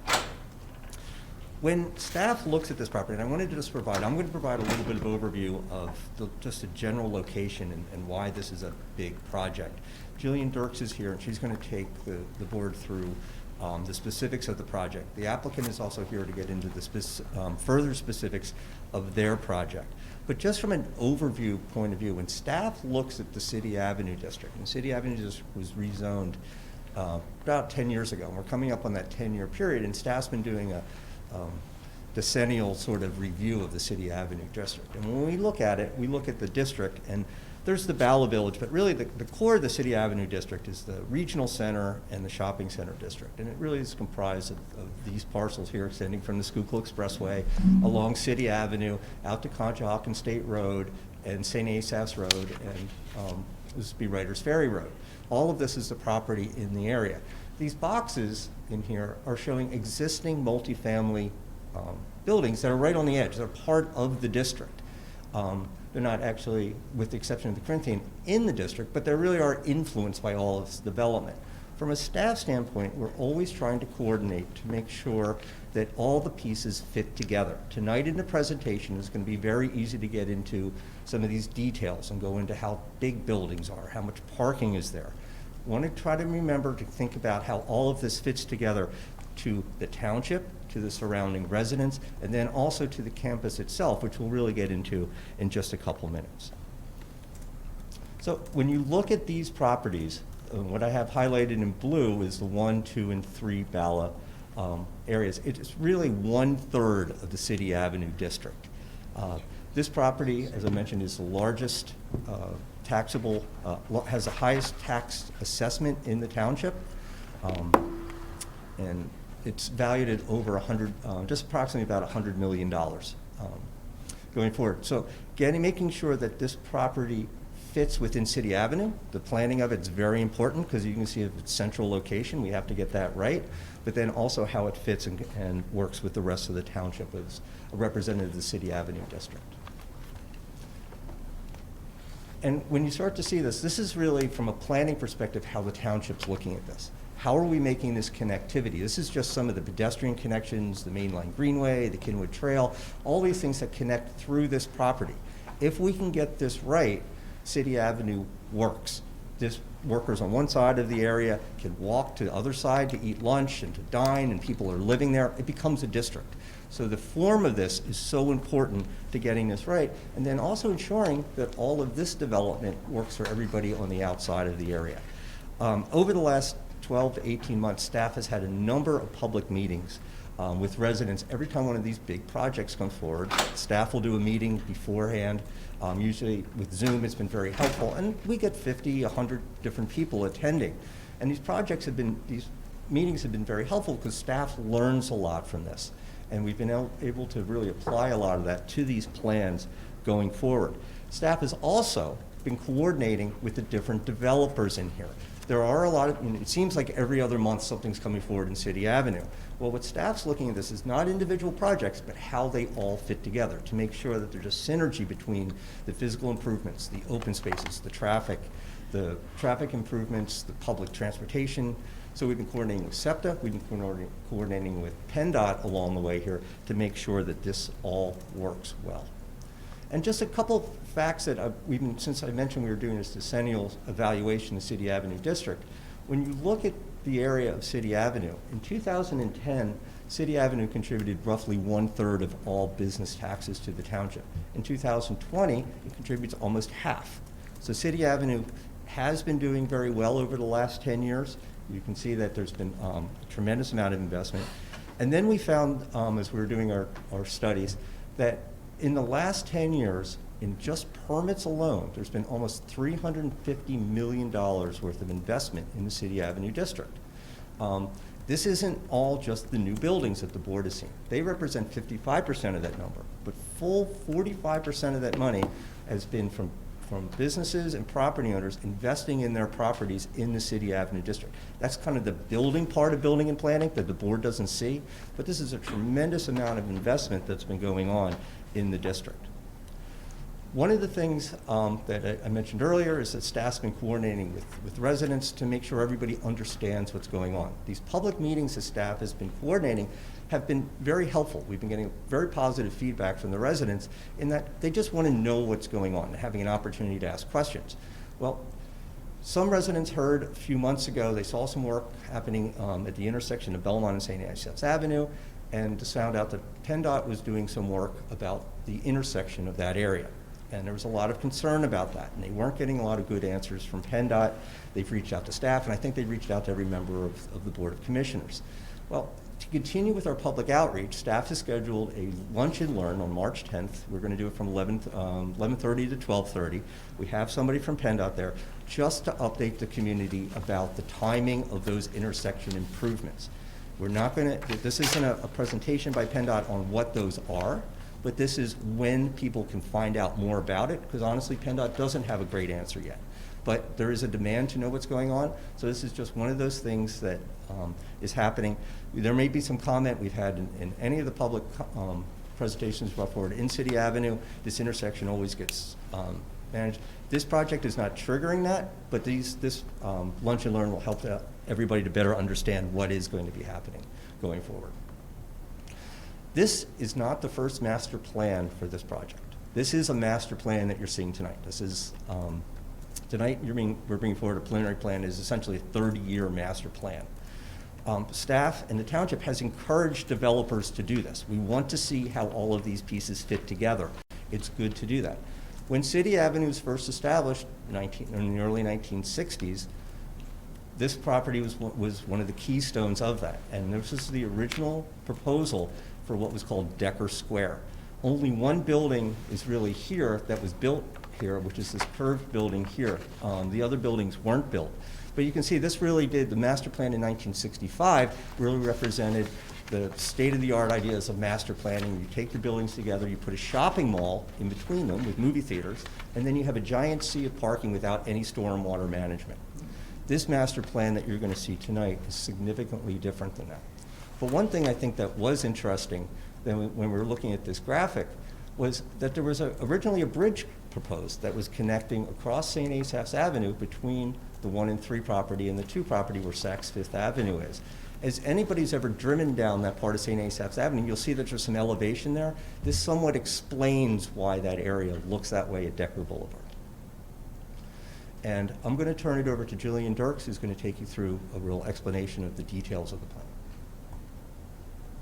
Thank you, Chris. So I'm going to provide an overview of the existing conditions and the proposed conditions.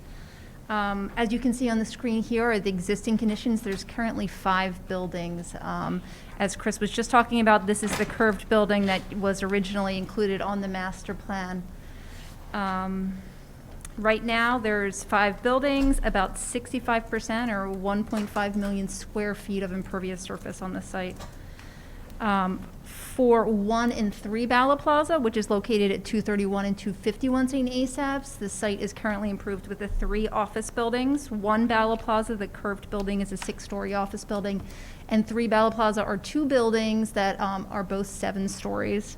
There's 2,000 surface parking spaces and 2 signalized entrances to the site, both located on St. Asaph's, one right here, oh, you can see my pointer, at King's Grant, and one down here, sorry, my pointer is moving kind of slowly, one down here at Decker Plaza. There's 2 unsignalized access points. This is located on Monument Road, and then there's another access point on Belmont Avenue.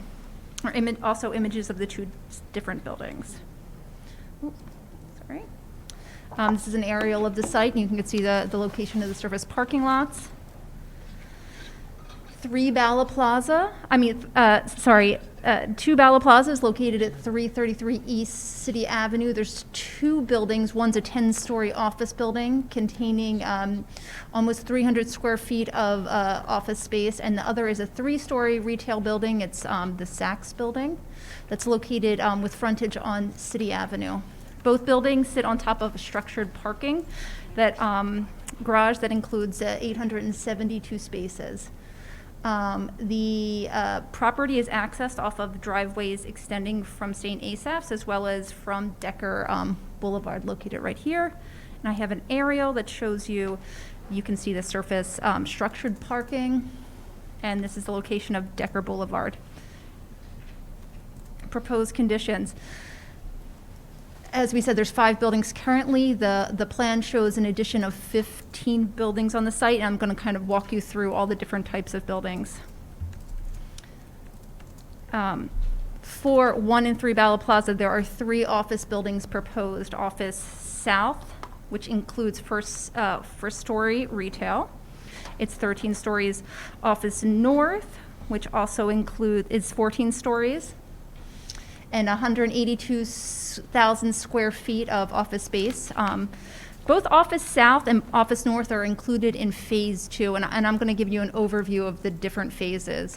Chris had said previously it's a 30-year timeline. There's 4 separate phases included with the plan. And then third is Office North 2, which is a 13-story building, 196 square feet of office space. And that is included in Phase 3. For residential development, all of the residential buildings are shown here in blue. R1A, R1B, and R1C are located along St. Asaph's. R1A and R1B are both 7-story buildings with ground floor commercial space included. They are both Phase 1 of the plan. R1C is a single-use residential building, and that is in the 4th phase. It's 5 stories and includes 70 units. And then R2A, R2B, and then R2C North vary in height from 8 stories. For R2A, R2B is 9 stories, and R2C is 15 stories.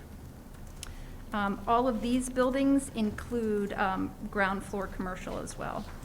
Additionally, on this site, there is a hotel, a 9-story hotel that's proposed with 168 rooms. It's shown right here. It is in Phase 4 of the development, as well as structured parking with at-grade retail wrapping the structured parking shown here, C3.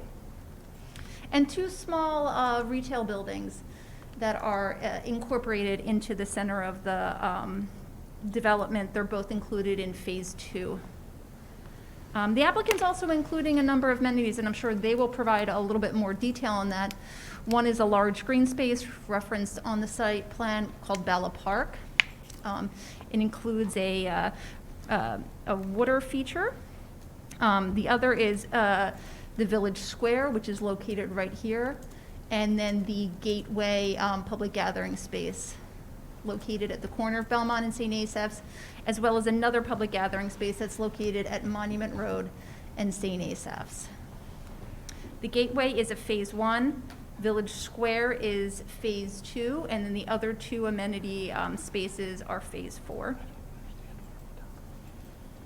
On 2 Bala Plaza, there's 2 residential retail structures proposed. R3A, which is located right here, is a 12-story building with 132 units and 18,000 square feet of ground floor commercial. And R3B is an 8-story building with 55 units and 20,000 square feet of ground floor commercial. As I said, there are 4 phases. This is a diagram that shows the 4 separate phases. And in case anyone is colorblind, I can walk you through these. This right here is Phase 1. Phase 2 is up here, includes the office structures. Phase 3 includes Office 2 North as well as the residential structure, the top of the screen. And Phase 4 includes all of the other development proposed. Just a quick overview on project phasing. The projects to be completed in phases over 30 years, and each phase would require secondary review, both by the Planning Commission and ultimately approval by the Board of Commissioners for each subsequent phase or sub-phase.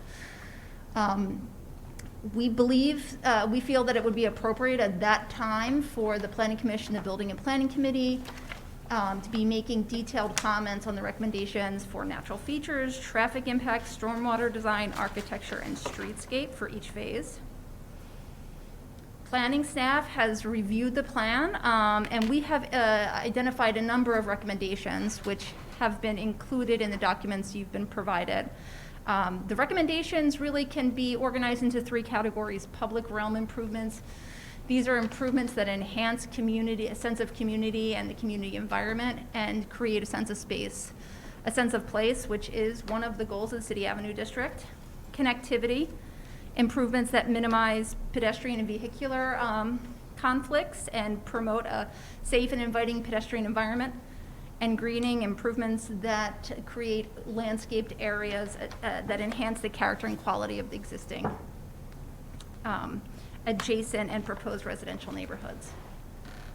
All of those recommendations have been, are included in the graphic that was provided to you, but they've also been incorporated into the conditions of approval, and I'm happy to provide additional information on any of them. And that is the sum of my presentation, and I'm happy to answer any questions. I know the applicant has some slides they would like to present, Right. however you. Thank you, Jillian. Let me just say, as Jillian just said, we're going to hear from the applicant. But before we do, are there any commissioners who have any questions for Jillian? You'll have another opportunity after the applicant. Okay, I can't see the commissioners online, so I would just assume that they don't have comments unless they're yelling at me now. No, good. Okay, thanks, Jillian. If the applicant would like to come up and make a few comments.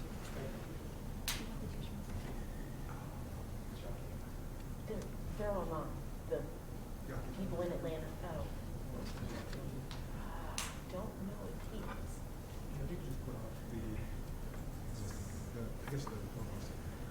Sure.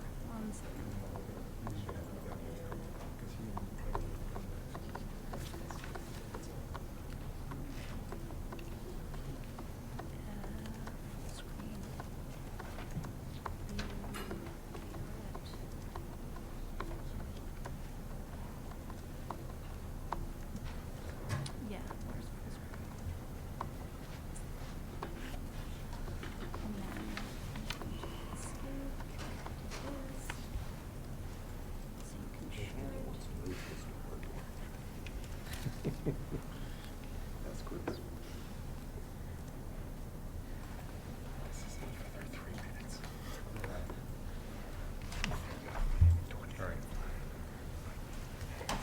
Thank you very much.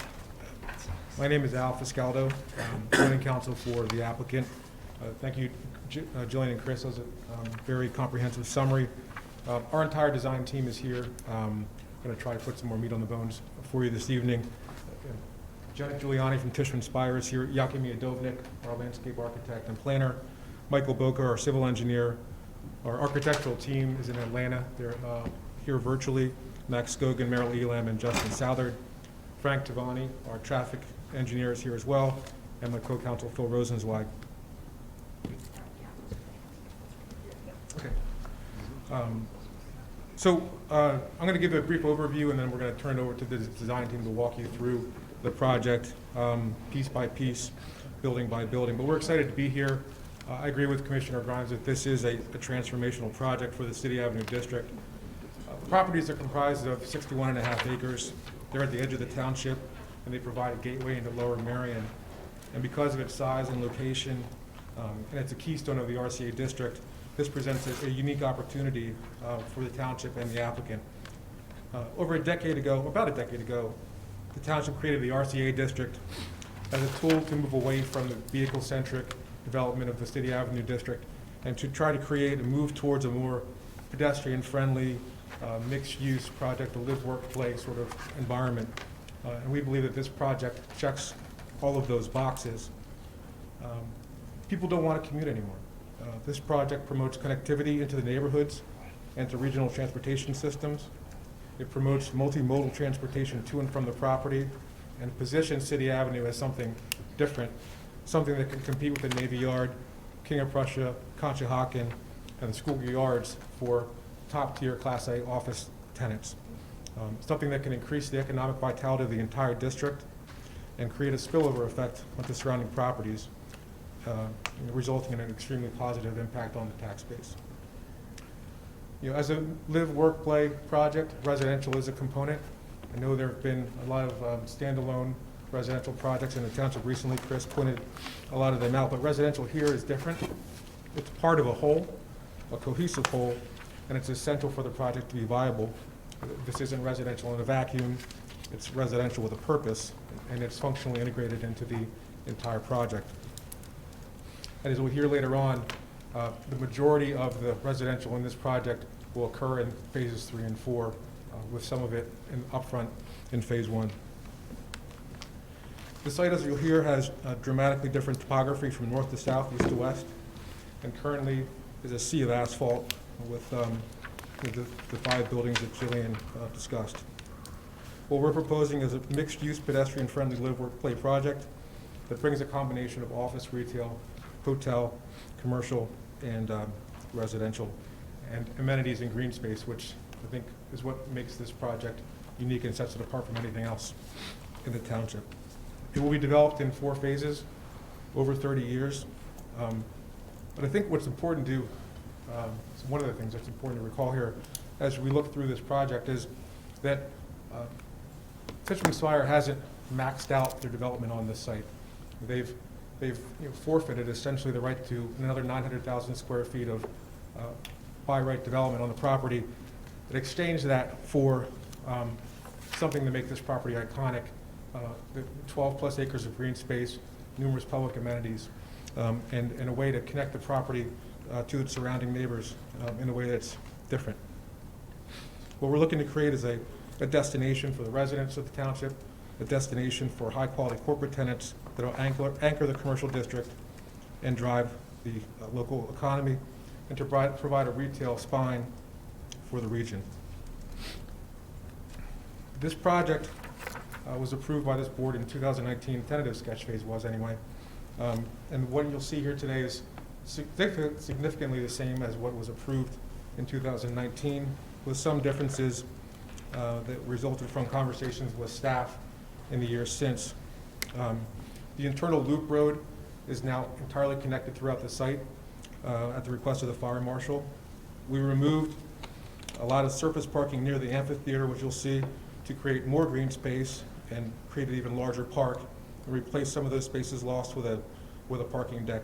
And the hotel used to be in phase 1, but at the request of staff and the Montgomery County Planning Commission, we've reshuffled the deck with the phases, and now the first phase will be at the corner of Belmont and St. Asaph's to create that sense of place first, and there'll be a residential component and retail component in there to drive people to the place and drive the development, which will continue clockwise around the site.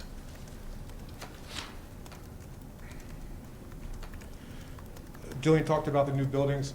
There are 14 new buildings on the property that are proposed, and they're arranged intentionally to create that sort of live, work, play, vibrant mix environment that is required for a project like this to work. But the crown jewel of the property is that 12-acre park at its center. It contains a water feature at the southeast corner, a 400 to 900 seat amphitheater, and numerous other amenities, public gathering spaces and public spaces throughout the site. Each of the buildings was designed on 1 and 3 Bala to look into the park.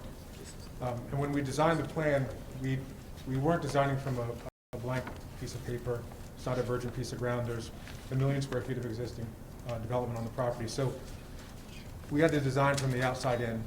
The zoning code has a number of very strict requirements in terms of building diagonals, building dimensions, setbacks of different buildings from one another. And so 1, 2, and 3 Bala provided the pinpoints from which every other building had to be located. And what you'll see on the plan today is that each building is located about as far from and about as close to as any other building on the property that the ordinance would permit. So to move one building, to push something, has a domino effect and pushes everything around the site. And of course, you can't move the stuff at the center.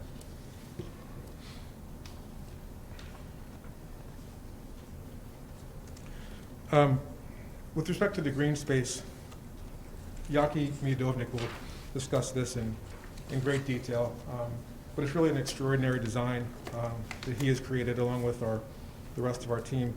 But there's 5.5 miles of trails throughout the site that are designed not to go just from one place to another, but to create a pedestrian experience that will allow people to explore the site and appreciate the diverse green spaces that he's created. And those pathways and gateways provide, a porous village. This isn't a gated community. This is a porous village that extends out into the surrounding neighborhoods. Essentially, all of the surface parking which you saw on the existing conditions plan, it's all been removed. All the parking for the property is podium parking beneath the buildings.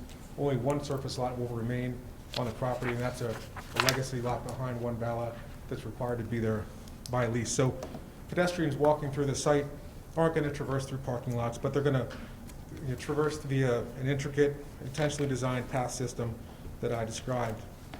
And when they cross the loop road, they're going to cross on raised pedestrian platforms, which was one of which you would see if you went to One Bala these days. After their $45 million renovation, there's a raised pedestrian crosswalk, and that's going to be the vernacular in this new project. This project puts pedestrian safety first, puts pedestrians first, and vehicles second. And just to touch on the phased development portion of it, this project is not only unique in its design, but it is a phased development over time. I don't think there's been many in the township, if at all, in recent history. But so it comes before you in a two-step process. One, which we begin tonight, is for preliminary conditional plan approval, conditional preliminary plan approval, to really set the buildings, set the roads, set the density of the buildings. And then each phase will come before you again, before the Planning Commission, BMP, and the commissioners anew, with all the details to further refine the plan. So you get a second bite of the apple, a second review, second set of comments, and to resolve issues relating to design, architecture, stormwater. This is really, we're setting the master plan at this stage. A lot of what else I was going to cover is stuff that Jillian and Chris went into more in depth, so I'm going to, rather than repeat, I'm going to turn it over to Mike Boker. He's going to walk us through the plan, the physical plan, and after he's finished, Yaki Miodovnik is going to talk to you about the thought process behind the design. Okay. Thank you. If we could, and we'd like to hear from them, if you could keep the presentation to maybe 20 minutes or so, that would be appreciated, because we want to make sure we have enough time for questions and things like that. Thank you. Okay. Okay, with that time limit, I think we'll skip right to Yaki. A lot of what Jillian talked about was in Michael's, and then if there's particular questions about density and building heights and whatnot, we can come back to Michael. Yeah, and you may find that members of the board might ask questions that'll bring out some other facts anyway. Of course. Sorry. Good evening, everyone. You asked for the most difficult thing for me to talk Sir, in could you 20 speak minutes. into the mic, please, sir? Thank you. It's Sorry. Thank you for having us here, and you asked me to do something it's very difficult for me to do. Sir, and if you it's- could please, it's actually very hard to hear even with the microphone, so we just need you to project as loudly as you can. Sorry. Okay. Thank you. Yeah. Sorry about this. What I just said, to repeat it the third time, sorry about this, is that you asked me to summarize the design in 20 minutes, and it's almost mission impossible, but I'll do my best to do it. I used to usually carry away. I'll start with, I need to see where I am here.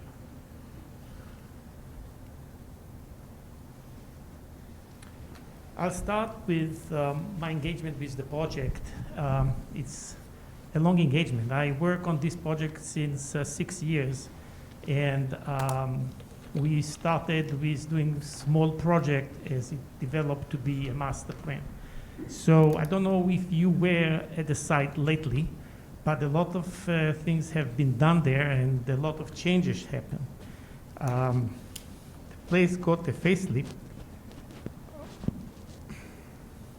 and the one Bala got a new tower as the entrance to the building, and the landscape started to carve into the parking and provide sustainable systems in terms of stormwater quality, flow, and volume, as well as providing microclimate to try to eliminate the glare that comes from the cars into the windows of the buildings.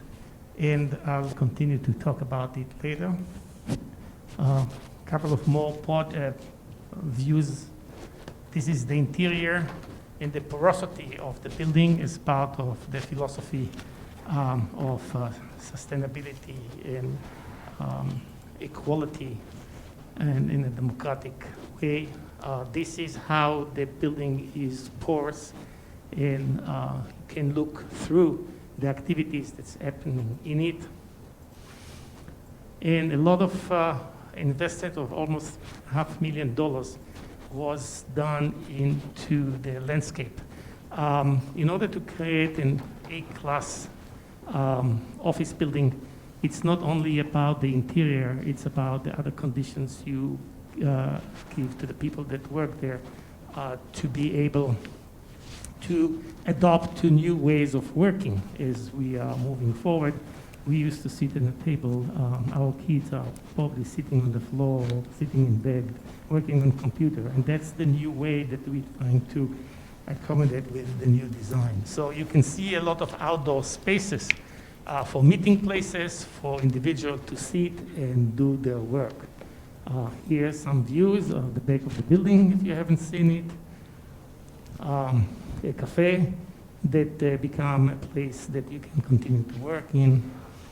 And a lot of rain gardens to deal with the storm water, provide vegetation, diversity in the landscape around it. This is a view, a bird's eye view of the development as we would see it in the future. And a key for it, as was said before, is the idea that the park is the core of the development. In order to do this, the client, Tishman Spire, cut the number of square footage that they requested in their agreement, or they were allowed to build, and that's allowed us to provide this core with fingers that are going throughout the whole site in order to provide what we call landscape services that are associated with amenities, associated with utilities as stormwater management.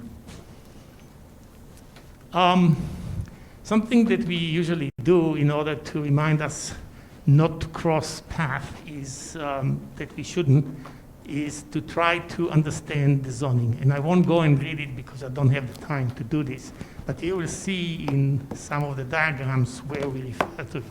And the idea was to understand the community and their needs and to work with the boundaries that the community gave us to work with based on this. So we embraced it and we worked with it. A little bit of the site you already heard, I'll do it quick. This is the site. It's a prominent place. It's the gateway to the west in terms of historical context. It is sitting between a lot of green open space. And this is important in terms of urban ecology. It provides corridors, green corridors. And then if you can see the Fairmont Park and the cemetery with this in the middle, starts to create a very continuous corridor that would support wildlife that still live within the urban setting.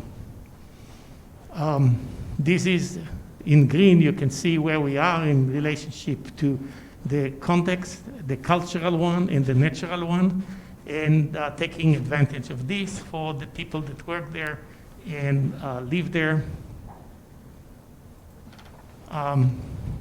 Was talking about the connectivity, and you can see all the path systems that are going around the property, through the property, and we provided around 5.5 miles of additional sidewalks, path systems, and trails, and we will go through it soon. Existing condition, this is the site as it is. It is 3 buildings sitting in a sea of parking with some islands of vegetation. And this we try to preserve as much as we can. And this is the existing condition, and I think you got already explanation about the buildings and the parking. This is the topography. There is around 87 feet elevation change from the west to the east, and this is creating harder conditions and challenges for the design team to deal with it. For dealing with ADA and accessibility, this is part of the challenges that we are having. And this is just to show you the sea of parking. This is 35 acres of parking in buildings. So the buildings are probably only around 15 to 20%. So we are talking about 30 acres of parking. And this is producing a lot of contaminated runoff that ends in the Schuylkill River. I won't go through much, but there was a team of architects and engineers and landscape architects that sat together to create this plan. And there were a lot of issues that were brought parallel to each other when we discussed the project. Sustainability is the core of my or our approach. Worked with Tishman Speyer abroad, we did miracles there 20 years ago in terms of stormwater management in really difficult conditions, where resources like water are crucial to the existence of people. But you can see here that this is just highlighting some of them, and I will be happy to answer any question that you have relating to this. I feel at home there.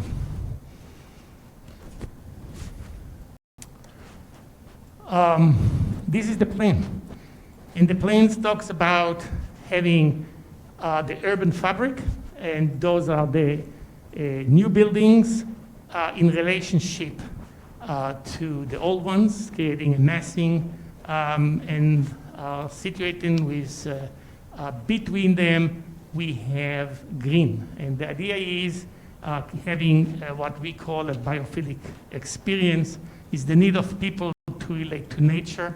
That is very good for our mental and physical conditions. And if you want to get a Class A development, it's very important to be aware of this and design with it.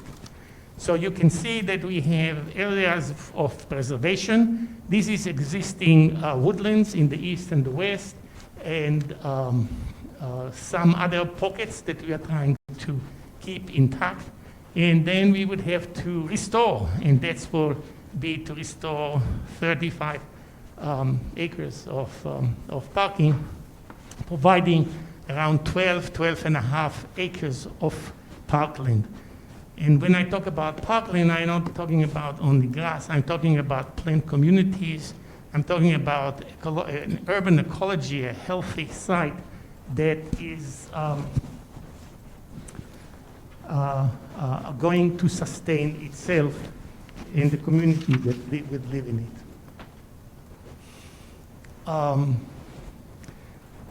You can see here the design itself.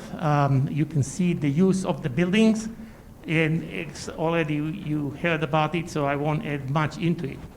But besides thinking about the ecology and preserving the green open space here, as indicated in your zoning code, we are providing an economical base for this community, new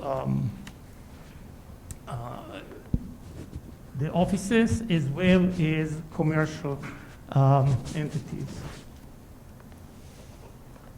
This is taking you to see all the first floor retail and commercial activities that we are going to be have on the site. In terms of design and urbanism, we try to centralize those activities throughout the site. So you can see that they are at the west side of the site, at the Village Square area, as well as the phase one at the south west corner, creating a new commercial street between one Bala and the residential building R1B. And to support the community, we have in the R2B and R2A, we have shops that are more related to residential community. We added around 5.5 linear, so 5.5 acres, miles of path system, and we created path system that is has an hierarchy. We have sidewalks, we have path system for pedestrian, we have path system for mixed use, shared use between bicycle and pedestrian to support the idea of connectivity throughout the community. We have trail, so I work a lot in other cultures, and there is a lot of respect to the needs of the elderly community that's surrounding this particular site, but in other places, to be able to challenge themselves and figure out their way. So there would be their trails that maybe they won't use, but they will be able to use a lot of the other trails on site to move through to get to other destinations. For example, at the moment right now to the southwest, we have 2 new developments that would be able to connect to our site, so people that come into this area would be able to, in one stop at one of the development, visit all the 3 of them. So that's the Federal one and the Keystone one that are adjacent to our site. We have Ring Road, as you heard about it. The Ring Road actually allow for this organization, so the 3 Bala buildings are going to be, and they can do it because of the interior design, they can be changing their front to what's now is the back and the parking lot. But what we try to do is to remove the road from the people that live to the north. So by doing this, we can service all the buildings for people to get in and for services to service the buildings. With every building has some view into the surrounding green open space. The idea is not to create just a white elephant. The idea is to create a vibrant community. So a lot of thought was given to it, and the ability to create those places, pockets within the site itself that activity can be done there. So again, civic sharing some of the civic facilities that we have with the community around it. There is the amphitheater that can seat around 500 to 600 people. We have a lot of plazas that allow for people to interact with each other. And we have it in different kind of setting. We have it in the more urban one. We have it in the park. And I'll show you some precedents that are showing some of the idea that this design is based on. As you heard, we have 4 entrances. That's the same curb cuts that we maintain right now. So this is changing. Only the one actually to the east is, to the west is moving to create an intersection that's a little bit healthier in terms of traffic flow. And then you can see that we can get to the site from City Avenue. You can get to the site from the east, the north, and west. And we are already working with the people on the north side of the property in terms of improving accessibility and some other stormwater ideas. So this place is going to benefit not only the people that are living here, but the community as a whole. So I'll go to the moments, the one that inspired me and will inspire hopefully you, and those are some of my projects. So the idea is restoring the woodland or enhancing the growth in creating a succession within what we call the Bala woodland, and creating a stormwater that doesn't look like a ditch, but looks like an amenity that was there forever. Hierarchy of path system that I talked about, from more complex and difficult one to the easy one, different width of them to serve the community that comes to the site. Providing civic facilities like the Gateway Plaza at the southwest corner, where you can have a farmer's market, or you can have it at the village square. You can have interaction between different generations of people, because probably a lot of young people would live in this development as they part of working and living there. And there is a lot of elder community in the surroundings. So I think that's starting helping to create a more homogeneous society and healthy one. Stormwater is going to be a main element in this. You can see it can be done in an artistic way. It doesn't have to be a hole in the ground. We are going to introduce these rain gardens in wherever we can, even at the most dense commercial area. The park itself is going to have different plant communities, and ecology is going to play a big deal there. You can see that the meadow is dealing with the quality of the water that's coming from the whole development into the stream. That's going to be the main drainage way of the site, as well as providing places for people to meditate and do other kind of exercises. It's going to be a cultural center. There is a possibility there, not only the amphitheater creating events, sharing it with the university around you, schools around you, just group of people, and probably a lot of new traditions that will be developed around this. And I know that Tishma Spire is encouraging this idea. For example, they already put together a basketball that serves their people, but some people in the neighborhood are using it. So, again, more of a stream and creating meditation places for people, shaded, and provide places for kids to play and enjoy water, in particular when global warming is going to happen and water has become a part of our life.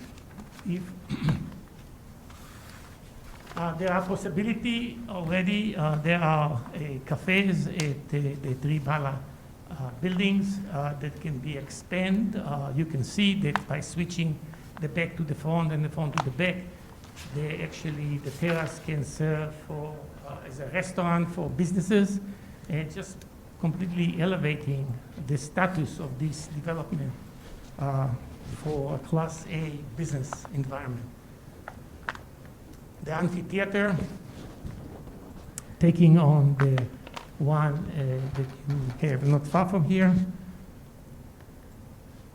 and the intense commercial area that's going to be part of the two Bala on top of the building between the residential and the existing buildings with different kind of commercial activities and opportunities.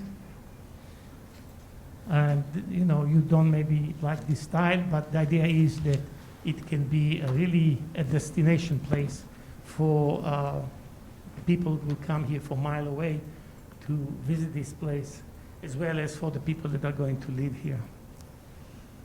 I'll take you quick through some views that we created just to get the feel for it. This is from the intersection of Belmont and St. Asaph's. This is the view, the future view of St. Asaph's looking to the east. This is from King Grant, the entrance to the Bala 1. This is a picture that actually exists already today, but this is a view of the gateway to the community at the south west corner of the property. Today, as you can see there is a farmers market, but it can be used for different kind of events. This is the alleyway at the north side of the phase 1. It's going to be a commercial street. And this is what we call the Bala Avenue, whatever we find out. That shows that how the old building to the right and the new building to the left are creating a strong urban setting. Oops, I pushed the wrong button. And this is the view from the Village Square down towards the park, and providing opportunities for people to hang out and be protected away from traffic. And this is a view from the new road that we added, continuing and completing the loop, looking at the amphitheater. And just, again, looking at the whole development as a whole and how the buildings relate together, and the landscape is providing the core of it. Thank you.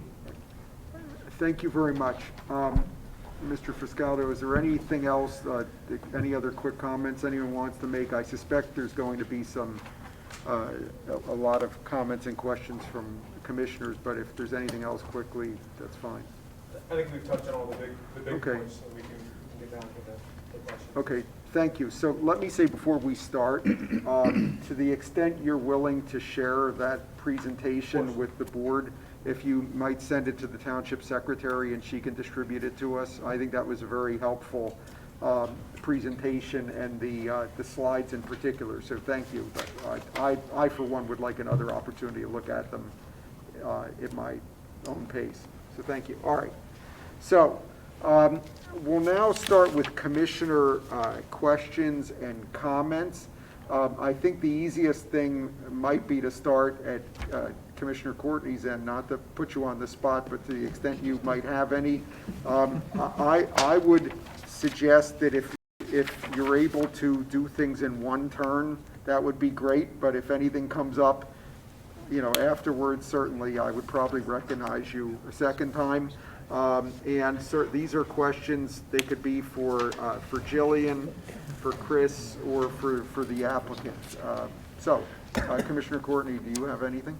I do. I'll go ahead and with a couple of things. I think this is mostly going to be questions for Jillian and/or Chris, but I do appreciate the presentation. And I'm going to start with stormwater, and it was great to see artistic stormwater features, and that's been a concern throughout the township. And this area has a lot of pavement right now. I am excited to see it get green in the way that your renderings show. So thank you. Jillian, the township engineer report calls out sort of major concerns around stormwater, and I guess I just want to know how will we be addressing that through the conditions of approval or through this planning process going forward? Yeah, so I will answer part of that, and then Joe Mastronardo is here also, and he can chime in. But we're going to be looking at stormwater. As I had mentioned before, with each phase, the applicant's going to be submitting what we're calling an amended preliminary plan. It acts somewhat like a second stage plan, which is something we often require with subdivisions for small residential developments. So at each phase, we would be then looking at how the stormwater is managed, and I'll let Joe chime in if there's anything you would like to add to that. Absolutely. At this stage, we ask the applicant to provide enough information so that we can determine that the site can absorb the amount of development and have enough area reserved for stormwater management. I believe that the master plan does demonstrate that. And then we'll take each stage at a time, as Jillian said, and they would be held to the stormwater management requirements that are in place. Since this is such a long lead project, that it would, and I don't mean lead in the environmental sense, I mean in the timing sense, that they would have to comply with the stormwater management requirements as they submit each phase. And that would be the state, our local requirements and the state requirements as well, if they change. Okay, great. Along similar lines, the MCPC review calls out some concerns about tree removal on the Belmont Ave side for that path. Is that something that we can address through conditions? I'd hate to see mature trees taken out. So yes, we actually have a condition, I believe it's condition number 22, and the Planning Commission also expressed concern about that, requesting that the applicant explore relocating any of those systems that would impact large mature trees along that evergreen buffer we have adjacent to Belmont Avenue. Okay, great. I would say my biggest concern with this project is the transportation connectivity. Like City Avenue in general is well situated for vehicular traffic. It's right there next to the Schuylkill Expressway.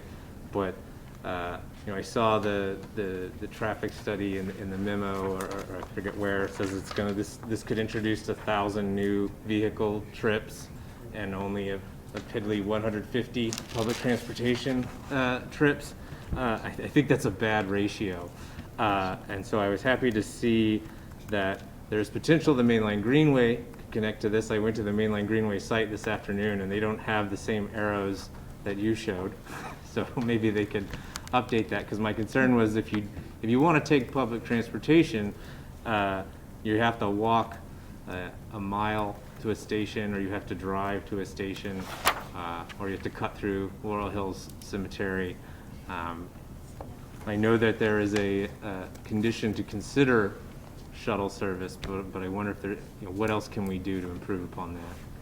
Commissioner Courtney, that's a great question, and sometimes I guess in the presentation some of that gets lost. Early on, when I showed my image about the Mainline Greenway, one of the key aspects of this property is its relationship to 3 regional train lines that all go to a different place. One of the weaknesses of City Avenue is that it's transit adjacent, but the train station isn't in the middle of the district. The train stations are on the outside edges of it. 2 weeks ago, we talked about the SALDO. We talked about micromobility. And really, one of the key elements of micromobility are electric vehicles. Electric, not cars, but bicycles. So we have done the testing to show that with this project, the new pathways that are coming in make it easy once you get to the campus to get to the buildings. To get to this campus, It's a 3-minute bike ride to the Bala station, which can take you down to University City. That's that train line there. This is all built in to not have to have cars. Well, not everybody comes from Center City. There's also the western suburbs. That would be the Overbrook station or the Marion station. That is an 11-minute bike ride away from this area, from the front door of what Yaki was showing with the new glass. We would measure it from there to the train station. And then there's also the Wissahickon Gateway, which goes out and is all the new developments happening in the region, takes Temple University, East Falls, Manayunk, Conshohocken, and eventually out to Norristown. That whole area is also a 10-minute bike ride. I know this because I measured it myself. We've timed it with the bicycle numerous times and averaged it over. That's with current conditions. With new conditions of what's happening in City Avenue and the investment, you're seeing all of those gaps, that you're not having to have a bike on the road with cars. These will be on separate mixed multi-use paths that are there. So their cars will be on the street, and there's actually, these paths are essentially a micro-mobility network. And you say, well, you don't want the paths conflicting with people walking. There's a separate sidewalk. This is part of the City Avenue district, has roadways, sidewalks, and multi-use paths. So we've really tried to bake that into it. And then it's just easy enough to get to the trail network. It gets easy enough to get downtown. So all of those opportunities for micromobility are there, also for people from the township to connect. The other piece of this is shuttles. When you have this many people, I hate to use the word density because it's always a bad word when you're talking about it at a public meeting, but in this, from a planning standpoint, it's a resource. If you have that many people, it becomes, there's an economy that you can then connect them to these train stations as well. So that's where they've been committed. The City Avenue District is here with us tonight. When you have that many people, you can afford to do that. And this could actually be transformative because you have enough people to make a shuttle viable, because you can support it. I think a shuttle is going to be necessary of some sort to get up. I mean, I'd love to see something that would shuttle people up and down City Avenue from the from St. Joe's to the Schuylkill Expressway. I mean, that's the kind of thing I think this area needs. I guess my question, maybe this is for the applicant, or maybe this is for City Avenue Special Service District, or maybe this is for us, but who's going to provide that shuttle service? Is this something that we're going to expect the tenants of the office building to provide? Or is this something that we, the township, should step in and take part in? The structure is in place with the City Avenue Special Services District. That is the business improvement district that actually represents all the property owners in City Avenue. Much like these property owners, all those other property owners are trying to get their employees there and trying to make it easier for them. When you have that economy of scale, once again, you have new residents, you have new businesses. The City Avenue District works in partnership with the township, so it would be a partnership. It would come up from the individual property owners working through the City Avenue Special Service District in partnership with the township to make that work. And then also with that, St. Joe's is part of the City Avenue Special Service District. They work, or they work in conjunction with that. There's that opportunity to make that happen. Yeah. Okay. Great. I mean, I'm optimistic that we can come up with something, but something does need to happen. I looked at the Kenwood line today. I was looking around for what the nearby train stations are. There's only 6 trains a day on a weekday on the Kenwood line. Compare that to Wynwood in Ward 5, which isn't even a major train station, has 25 trains a day going into Center City because it's on the Paoli-Thorndale line. I would hope that as part of this we could have some sort of intergovernmental relationship with SEPTA that would encourage them. I know that Commissioner Kramer's mentioned this before, and I think Commissioner McComb as well, trying to get more service on the Kenwood line. I would also have concerns that without some kind of shuttle service, you're going to end up with people trying to park in the neighborhood around Marion Station, which was a complaint that we were just fielding last week, and will only get exacerbated by something like this. But overall, I think these are problems that we can solve. I think they're problems that the township needs to solve for the future of the City Avenue District and the success of this business district. And I would say I'm very optimistic, and I like what I've seen tonight. I think this could be an amazing project and an amazing change to not just Lower Merion, but our entire region. And I guess I will just temper that optimism by the fact that it's going to take 30 years to happen. So I think that's the end of my first round, and I don't have a second round at the moment, so thank you, Commissioner Grimes. If I could add one thing, we have been meeting with SEPTA about this project. And I would also add, in addition to all of the great things that Chris pointed out, is there is bus service along City Avenue, and there is actually a bus stop directly in front of 2 Bala Plaza. And, you know, one of the conditions that we've included is that they work with SEPTA to enhance service. And we've also talked with SEPTA about possibly bringing the bus line into the site, if that makes sense in the future, off of City Avenue. And they have some hesitation with that, but I think they're leaving it open to see what would make sense in the future. So I think those are all great comments. Thank you for pointing that out. Thank you very much. Commissioner Kramer, if you were here in person, you would be next, I think. Do you have any questions or comments? Commissioner Gilda Kramer. Yeah, I have a few questions that are really on sustainability issues. I assume that you're going to be building these buildings for the long term. And is everything going to either be electric or geothermal, including heat and appliances? I can let Yaki speak more to the sustainability aspects, but those details, I think, are going to be something that get fleshed out during the second stage planning to see what makes sense at the time, what the emerging technologies are, what the right technologies are for the buildings. But as Yaki said when he was speaking, sustainability is a big piece of this. It's just a matter of what goes where, when. I guess the question is the second question is that one of the conditions in there is that you are going to consider pursuing like a LEED net zero certification. And what I'd like to know, since we have adopted some policies and are pursuing sustainability very aggressively now in the township, are you willing to build this to meet basically a net zero standard, even if you don't pursue the certification for it? I just want to say that our approach is to maximize our efforts to do whatever we can within the means that client has to give you the best of sustainable solution on the site. I cannot promise geothermal because in order to do geothermal, you need to study the aquifers going down 400, 500, 600 feet down. It wasn't done on the site. We don't have this information. And I believe it's not going to sustain completely the site to net zero energy. But I believe that what we are doing, and already the client did by investing $45 million in trying to reduce the amount of energy that the building is losing, or usually buildings are losing, in terms of changing the glass to be a special glass that tint into dark when sun is on the south side of the building, and it's a very difficult one to do because the building is not straight, it's curving. So it needs a lot of ingenuity into design this system. So I think they are already looking at it. You can see that the plan is showing a lot of trees. Again, we are talking about global warming. We are talking about protecting the buildings from direct sunlight. We are talking about protecting the people that are using the site, providing shaded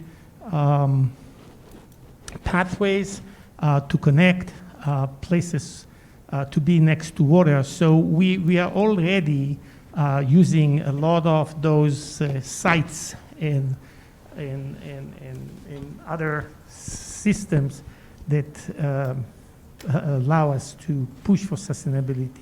So I can tell you that I retired, and part of it is to choose the project that I want to work with, and I figure out that Tishman Speyer is a client that look forward for innovations, and I believe that in the next 30 years we'll have many more new ideas to incorporate into this. Just to give you a little note is that when I prepared the presentation, I looked at some planning that I did with them 15 years ago, where we designed green roofs that actually cleared gray and black water from the building, so you don't have to build a sewer storm infrastructure that costs a lot of money and maintain it, where the only thing you need to do is to send the water up to the top of the buildings and get drinkable quality water.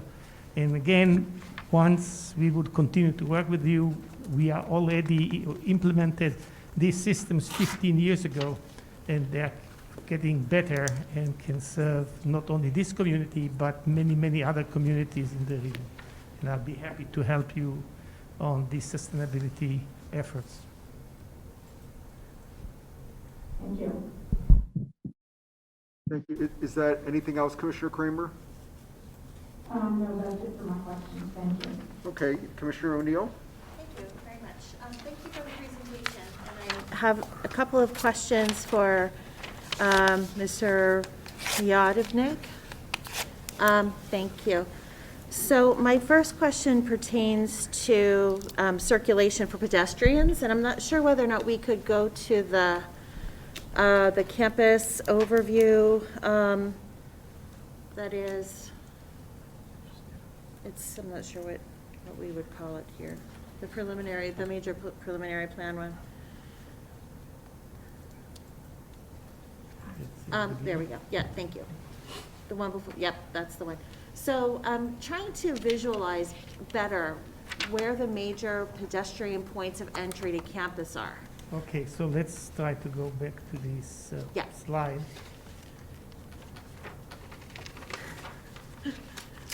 That's the one. That's the end of it. We're close.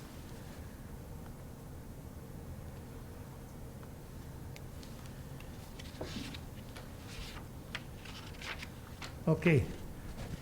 Oops. I have it here on this. Yeah, you have it. Okay. So the yellow arrows. I don't know if it works. It works. Oh yeah, it works. Fantastic. Use the arrow on the computer so the people that aren't in the room can see what you're doing. Oh, okay. So I can do it with words too. The yellow arrows are showing ways where people from outside the development can come to the development.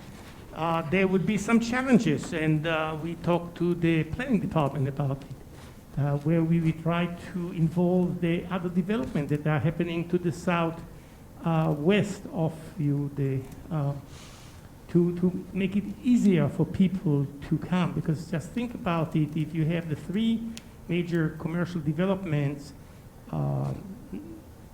sharing streets, you can come only to one of them and you can walk instead of drive. So if you need to make, it's like a mall, but a pleasant mall, not a covered one. And I think that this is the great idea about this connectivity, and it was pushed by the planning department to provide it. And we had meetings with the other developers to talk about this. So I think that we all came to the same conclusion. You can see that we have a lot of gateways to the north. Yeah. And there's two new communities there that don't have much of landscape to use, because it's a very steep slopes and they are busy with roads and parking. So the idea is to create those gateways for them. So we were talking to them too, to try to figure out ways where they can come to the property just a few weeks ago, to make it more accessible for the people that live to the north, as well as the development in the northeast corner with this big tower. And the only issue is crossing the major arteries around the site to get there. But I think that the planning department knows about this, and we are trying to accommodate for their suggestions. And we would have to do some traffic studies and some decision to make in order to make it more pedestrian friendly. Now, within the site, we are already established the new project at One Bala that we are going to have raised table crossing. That means the pedestrian have the right of way and the car needs to wait for them to cross. Well, Because- you just answered, thank you for that introduction, because that was my next question, is when you connect the two, and you've answered it, so that's wonderful. Thank Yeah, you for so that there will be piece. quite a lot of them because the buildings that are built to the north, you need to cross the road to get to the park. Now, I imagine if you can see there are so many parking garages, so the kind of spreading the cars throughout the site and close to the exits or entrance to the site. So I think that we won't have much of traffic there, or Okay, at least thank less you. than what. would My look next like. question pertains to stormwater, and not so much on the large capture. Well, one question is, with respect to any neighboring property, in some cases in the township, through agreements or grants, some institutions or properties end up capturing water for neighboring facilities as a part of their plan. Do you anticipate, maybe this is a question for Joe, do we anticipate any agreement between other parcels to capture more stormwater as a part of other contiguous properties, sort of like we do in parts of Bryn Mawr and Bryn Mawr College as being the capturer? He's frozen. No, he's I not. can address that first. Oh, thank you. Uh, Hi, thank you. Hi. Our site kind of sits along a high point. It does, yeah. Yeah, so we're really collecting and managing our stormwater before it would leave the property rather than having other sites flow into the property in this particular case. And you're anticipating 100% capture in a normal storm? Yes. Okay, great. Thank you. Now, for some of the natural features that combine the stormwater capture the renderings are absolutely beautiful, and thank you. I just want to find out whether there's some sort of percolating or filtering so it's not just standing stagnant water. And it's just a concern. We don't have to get into it considering the time and the numbers, but it is just a concern of mine that it's freshly and easy to manage and self-sustaining in some way.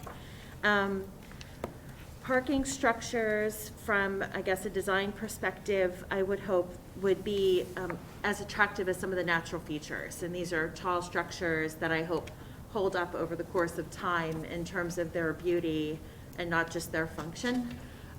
So I look forward to those final drawings, filtration, parking, capture. The other minor, well, I guess if you look at the drawings for south office and north office, and it could just be me, the orientation, I wish that they were 90 degrees on their side. I feel like they're the wrong, I wish that, and I realize there may be reasons, it's beautiful, but that's just I would like to see them rotated so that they're closer aligned to the other two buildings in the rear.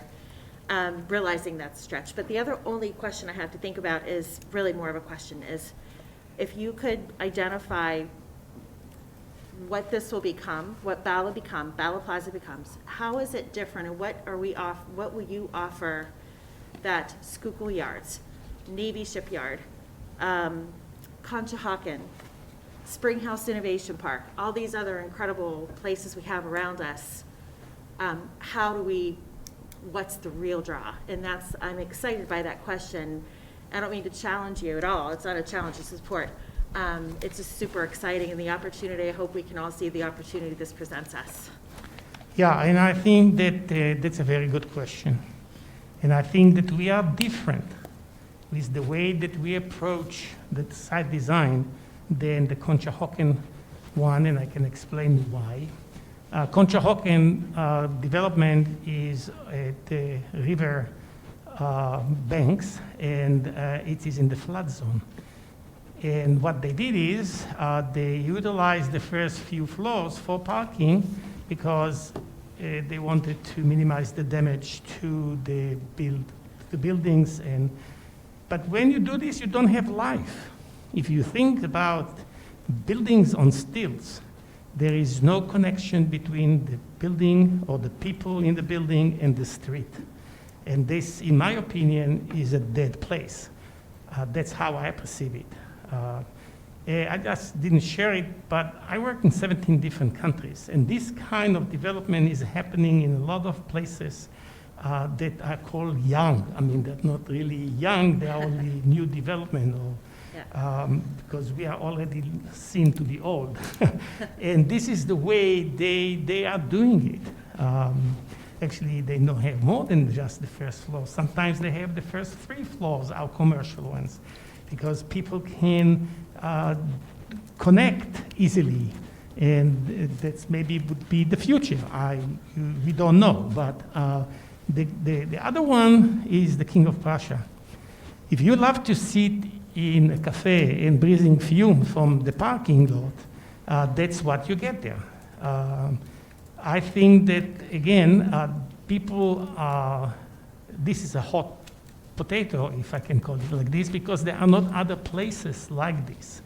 So people are compromising. But I think that what we are offering with this development is the understanding that the green infrastructure that we are putting here is going to create a different kind of a place that bridges over age, bridges over health issues, and all of those other things that we are looking at in great quality of life. The whole idea of biophilia, that's new in our view of how we use nature and how we live in nature and how we create it to alleviate our issues, or some of our issues, that's need to be happening. Thank you More so than much. this, you need to do it in your schools too, because they are proving that crime is going down, concentration of students getting higher. So there is a lot of possibilities with this new attitude. Thank you very much. Thank you. Okay, sure, thank you. Commissioner Bernheim. Thank you very much, Commissioner Grimes, and thank you all for the presentation. It's very, very informative, and I note that there was a comment made by somebody working on it for 6 years, and we've had some of these documents for 6 days. So you'll excuse me if there are things that seem a little bit remiss in my questions, but most of my focus was more on the agreement, which we are not going to discuss this evening, and that's closer to my own personal sweet spot, and whereas I know my colleagues, many of them have much better insight to some of the planning issues, and I probably can speculate with a great deal of accuracy of the topics they're going to hit on, and I'm going to defer to them. I guess my only question mark will be Commissioner Stevenson asked to move this to Ardmore. But that being said, I do have an issue about density and the length of time that we're dealing with this. That's a concern that I have. And one is just straight numbers. In the agreement that we were provided, the number was 757, but I note that in our memo from our own building and planning department, the number being residential units, the number is 567. Can somebody help me out there? There's 567, 1 and 3, and 190 and 2. Can you say that one more time for me, please? Sure. There's the 567 is at 1 and 3 ballot. Right. And the 190 units are at 2 ballot. All right, so we are talking that larger number is the 757 is the entire anticipated residential units over the 30-year period. That's is that right? Yep. Okay. So I also share the concern expressed by Commissioner Courtney of getting people from point A to point B. I will note that although he had to leave for other reasons this evening, Commissioner McComb and I have been working with SEPTA of trying to increase the number of rides from that station for a period of time, noting to them with all due respect, if they have a limited number of trains going in, less people are going to go there because it's inconvenient. It's like self-eating flesh, but hopefully we'll be able to convince them long before your project is underway to change that. It's like what? Let's just keep going. Yeah, right, that's right. So in any event, also in reality, with all due respect to the head of our building and planning department, people are not riding bicycles to train stations to go into work. Certainly not in Except for January or February. Yes, other than Chris, you're going directly from point A to point B. So therefore, some form of shuttle system indeed is going to be necessary. It is unlikely that SEPTA will indeed put buses through this. Right now, they have enough difficulty of getting their own buses from point A to point B as it is now, so additional routes will be hard. That is going to be a necessary function, otherwise there's going to be some problems. Nevertheless, there are going to be cars, a lot of cars. You have planned for a lot of cars, but the comment was made about podium parking beneath, and then I didn't hear the next word. So maybe somebody can explain, A, what is podium parking, and beneath what? So the podium parking is, so for the residential buildings, there's, each of the buildings actually, there's levels of parking above ground. And then on top of that is the tower for residential or the tower for the office. Okay, so you're going to hate this analogy, trust me. Okay. I'm thinking the airport, where I see all those levels of cars. Is that what we're talking about? So that's at the ground level. At the ground level, you're going to see retail on most of those buildings. And then above that, different parking? And that's a question that's been raised, numerous times. And again, that's something at the second stage planning work we've committed in the conditions of approval to take a look at the architecture and to make sure that it's befitting of something of a development like this. It's hard to decide what that's going to look like now because the buildings haven't been fully engineered and fully designed. Well, there's some form I've seen, like wrapping or disguise or something of that nature, so one would not be just looking at cars a la the airport. Right. So as opposed to saying we're going to look at that, I would imagine the universe of options are small. Can we get that decided on the front end before anybody approves it? It's not completely optional to the applicant. There are significant standards for parking garages in the City Avenue district. They're just not there yet. So it's not, well, they'll be investigating it. They'll be doing that, but they'll be doing it also according to some code. We have a leg up on the code requirements to either require it to be wrapped or to be screened, so Okay. it won't look like the airport. Okay, so we will have something, so it's just not Yes. staring at, open space and automobiles, right? City Avenue, the ordinance ordinarily anticipated this, and it includes architectural guidelines for just that. Because there was something here like there's 35 acres of parking? Right now. Yeah. Right, okay, and so then that's going to be reduced because you're going to do this other podium parking. Correct. To create additional space. What about, I know this is expensive, but going down underground? There's some underground parking on the property, but again, it's very expensive to build. And in giving up so much of the density to develop the property as it's portrayed, there's a financial piece. It's not viable to put the parking underground. All right, okay, since most of my other issues or comments are in reference to that agreement, which I know we're going to work on at another point in time, I will yield. Once again, I thank you all for your presentation. Commissioner Grimes, thank you. Thank you, Commissioner Bernheim. Commissioner Zeloff. Thank you, Commissioner Grimes. And thank you for your presentations and a lot of information tonight. And I want to thank the staff because really good comments in the staff memo and the staff map. This extended map with this list of comments, I read through them. Chris and Jillian, I agreed with every one of them. The first one's under public realm architecture, says several buildings incorporate upper level structured parking that is exposed or unwrapped. But Chris, you just addressed that and said the zoning, our code has standards that will not allow that. But you made a point of it in your comment, so it's not. Correct. It sounds inconsistent to me. The best screen for parking is to actually hide it with the building. The best way to do it is that there's something between the viewer and the parking. And that's that's our comment, is to have the applicant look at how they've been organizing their buildings and kind of maybe consolidating them together or reorganizing them. So there's actually a physical screen. So these aren't as many. Right now, what's proposed are standalone buildings with individual podiums, so the outside edges are not wrapped. We're encouraging them to maybe tie buildings together or look to do some of the remassing of the buildings so those lower areas are wrapped, as opposed to having to rely on the architectural standards in the ordinance of articulation and greening and all those other elements. So that's what that comment is. It's more of a site planning issue to see if some of those podiums can be consolidated so they have more of just more of a traditional look as opposed to trying to hide something that's there. Okay, that sounds to me like that makes sense. And then I guess related is the issue of a standalone garage, which wasn't in the tentative sketch, is that right? And there's comments recommending that it be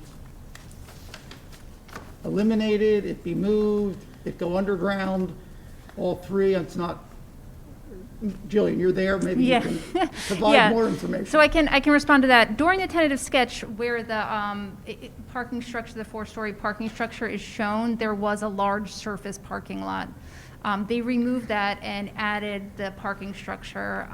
We had some concerns about the location of it, especially given the fact that it's so close to the public amenity space. We had some concerns that it may create kind of a closed-in space, and that's really a space that we wanted to be celebrated on the site. So we've talked to the applicant about exploring relocating, either holding the parking in reserve or removing or relocating the parking structure. And yeah, I can address it in more detail. So thank you, Jillian. Thanks, John. So yeah, so we where C3 is now, that parking garage by the amphitheater, that was a surface parking lot. We wanted to try and open up the area by the amphitheater more. So then that parking lot and now parking garage is integral to for the parking for the hotel. That's the hotel parking, and was going to serve as parking for people going to the amphitheater. Can you hear me? So barely. I'm sorry. Pick up the mic. Go ahead. Okay. All right. Thanks. So we did take another look at that. Staff brought it up. The Planning Commission had asked us to take a look at that, and so conceptually, we provided these plans to the township staff just to look at. There are some options, and which one of the conditions of approval, 5, where we may be able to, by moving the hotel to where R1C is, which is adjacent to on the right side of the King's Grant entrance, moving the hotel to where R1C is, and then relocating R1C, there's a chance that we can eliminate that C3 building altogether and create a larger green space, either by moving R1C sort of near where the hotel was, or across the street next to 1 Bala, and then be able to provide some active uses on the bottom of that one. So we're looking at it. We need to provide for the parking someplace. Obviously, we'd love to provide less parking spaces, but the code requires a certain number. So it's a bit of a jigsaw puzzle, but we think we can avail ourselves of one of those two options at the second stage planning. Okay, thank you. And your last phrase, I think, answered my question, but I'd like to hear from Jillian. So this is a preliminary plan with a lot of conditions. How do these potential changes get incorporated into what we're going to vote on next week or the week after? So the potential changes to relocate the parking structure? So yes, and all the options that the two of you have just talked about. So there is language that allows the applicant to explore that, and I do think as an exhibit that's attached to the developer's agreement, they have provided different options that would be then looked at with what we're calling the amended preliminary plan, or essentially the second stage plan for that phase. So the concept of the amended preliminary plan in the future is a vehicle for addressing different say a different location for this standalone parking garage. Correct. Okay. Yes. Then you also mentioned the option of reserve parking, which we consider in large developments at times. Is that in a condition now? I would have to reference it. Let me just say, if it's not, then why don't we put it in a condition? Because reserve parking may make sense in this very large development. There may be, if the shuttles work that we've heard about, we don't want to have too much parking, right? And that's an issue that we look at and have looked at for a long time, and at times think that less parking makes more sense. I don't share the concern that people will park in the neighborhoods. I don't think that's going to happen here, but we don't want to overdevelop parking. And so shouldn't reserve parking be a condition and an option? I agree. I think that's a great comment, and I'll count on you to write that in for us to consider. There is a provision in the developer's agreement that talks about parking, so it's easy to follow. I'd rather have it, or not rather, but I'd like to have it as a condition of approval. That's typically where we see something like that. Chris and Jillian, if you could prepare something. Yes. Okay. So one more comment on parking. I heard what you said about the cost of going down.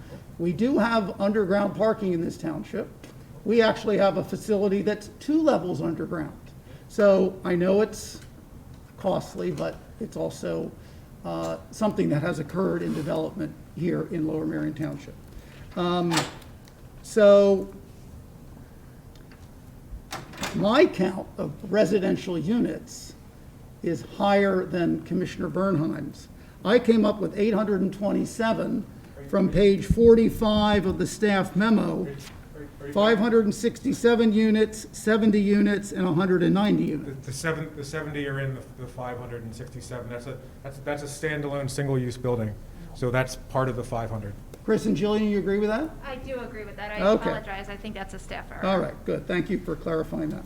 And is this did I read in here somewhere that this is a 5-phase proposal? A lot of what I saw is 4 phases, but I thought I also saw something that said 5 phases. It's 4 phases. I do think initially the last site, which is 2 Bala Plaza, was considered a standalone phase, but ultimately that has been included in the 4th phase. Okay, thank you. As someone who advocated for the official map when we approved the City Avenue zoning district some years ago, I was interested in the County Planning Commission's comment on the relationship of the proposal to the City Avenue district official map. And it suggests that there's a minor road with linear public gathering space on the official map that's not incorporated into the proposal. So, Jillian, do you have a concern about that? And does the applicant also want to respond on that? So there are minor roads. I mean, the roadways that are shown through the site are minor roads. They would remain private, but they are minor roads. The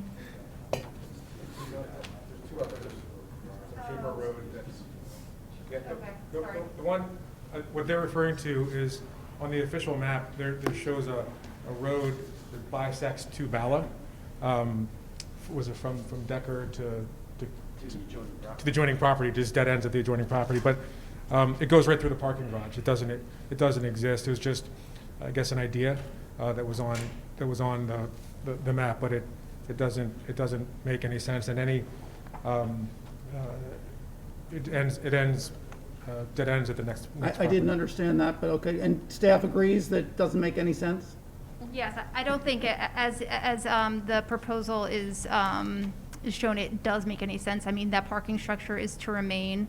And the way the official map works is with the approval of a plan, it automatically amends the official map. So it changes the official map with the approval.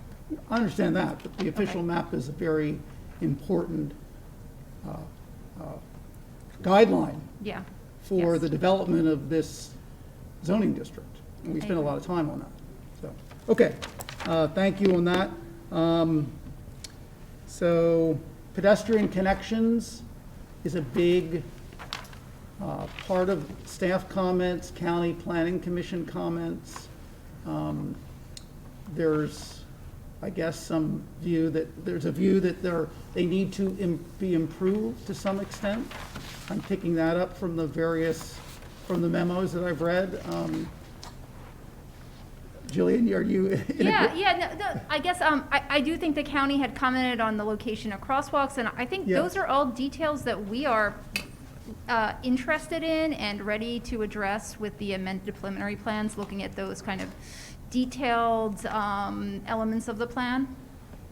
Okay, in the amended preliminary plan stage Yes. in the future. Yes. Okay. With each phase. All right. What phase is the hotel planned for if it's not the first phase? Because I think the hotel is it's an appealing aspect to this, The hotel's shown on Master plan. phase 4. not till phase 4. Why did it go from phase 1 to phase 4? I believe there was a... Let me have the oh, sorry. developer answer. No, happy to. In the pre-COVID days, it was in phase 1. And then when... How about the post-COVID days, which are upon us, we hope? Now it's in phase 4. But the developers agreement, and we'll get to it, allows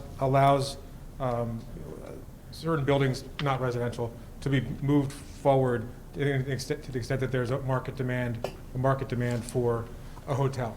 So it allows that sort of flexibility, provided that all of the amenities that are associated with that other building would come online with it as well. So it's a bit of a jigsaw puzzle, but the developers agreement allows for that sort of flexibility. If the market says we should have a hotel here, then that building can slide forward. Let me try it with this question. Is the hotel something that Tishman Speyer is building because the staff really wants you to build it, or is the hotel in here because you really think it's an investment that is worth making in this development? We believe it's an important part of the project. Okay. Because I think it's important for Lower Merion Township to have additional hotels. We agree. Okay. Let's see, for my questions. I think that's it for my questions. So now for some comments. The bridge may have been proposed in 1965, but if it gets built in 1925, well, I'm glad it will get built. It'll be beat Mill Creek. Better not. Oh, I did have one other question. The switchback connection from Writers Ferry Road, I thought that was a great amenity. When is that? Phase 1. Excellent, great answer. 5.5 miles of trails, that's great, the public gathering space, less density than the code permits. Do I understand that correctly, Chris and Jillian? Yes. And a master plan, that's what this is a master plan. I appreciate the developer bringing a master plan approach to this large site. As Commissioner Bernheim said, 35 acres of surface parking, wow. What's it, and will there be any, I guess there'll be some surface parking, but not much. One surface lot will remain, and that's the one behind 1 Bala. It's required to be there pursuant to lease covenants. But that, is it on the street? Right, it's surface parking. But in terms of surface parking lots, that's the only one. There'll be some on-street parking, but in terms of lots, there'll just be one surface lot. That's the tremendous opportunity of this site, is all that asphalt goes away. And this proposal seizes that opportunity, so thank you. And I will count on Jillian and Chris to incorporate not only my comments, but everybody's comments in conditions of approval where it makes sense if they're not in there, because, right, this is preliminary plan, and we do want to have a vote. So thank you, Commissioner Grimes. Sure. President Sinai, please. Thank you, Commissioner Grimes, and thank you to everyone for the presentations. This is a tremendous project. It's an important project. It's an important project for Lower Merion. This is a obsoleting suburban business park that needs to be densified and brought into mixed use in order to have a future. And how well this is done is going to determine how this whole area goes over the next 3 decades. And I'm delighted that Tishman is bringing forward a proposal that looks like it is, the degree of aspirationalism, if that's a word, and the kind of top-notch development that I think we really need in this township on this site. And I think, from my perspective, the responsibility of the township is to go through this process to make sure the development that's delivered is the top-notch development that is promised. But I'm excited about this. I think this has the potential to be a really terrific thing for the township. There's been a lot of development in City Avenue District, and for that live, work, play idea, we've been getting basically live, right? Almost no work, and the play is vacant, right? It hasn't leased the ground floor retail. So I think we need to think hard about this. I guess my first question for you is, given that, what is the residential, office, and retail mix in phase one? In phase one, there's no office. It's residential and commercial. So I seem to recall when we went through this tentative sketch, like one of the whole ideas was we were going to get not just residential in phase one, and not just retail. There's going to be part of the work component. So what has shifted? So based on conversations with staff and the Montgomery County Planning Commission, their desire is to use the first phase and to activate that corner of Belmont and St. Asaph to create a sense of place, to bring people to the site, to create activity on the site and vitality. And then with the thought that the rest will flow from that. Okay, so I'll make the next question easier. So what's in phase two then? 2 office buildings. Okay. So if we get phase one and phase two in close proximity, then we get the bundle. I mean, my recollection is phase one residential is like 170 residential units, somewhere in there, like 150 to 200 in that range, right? 197.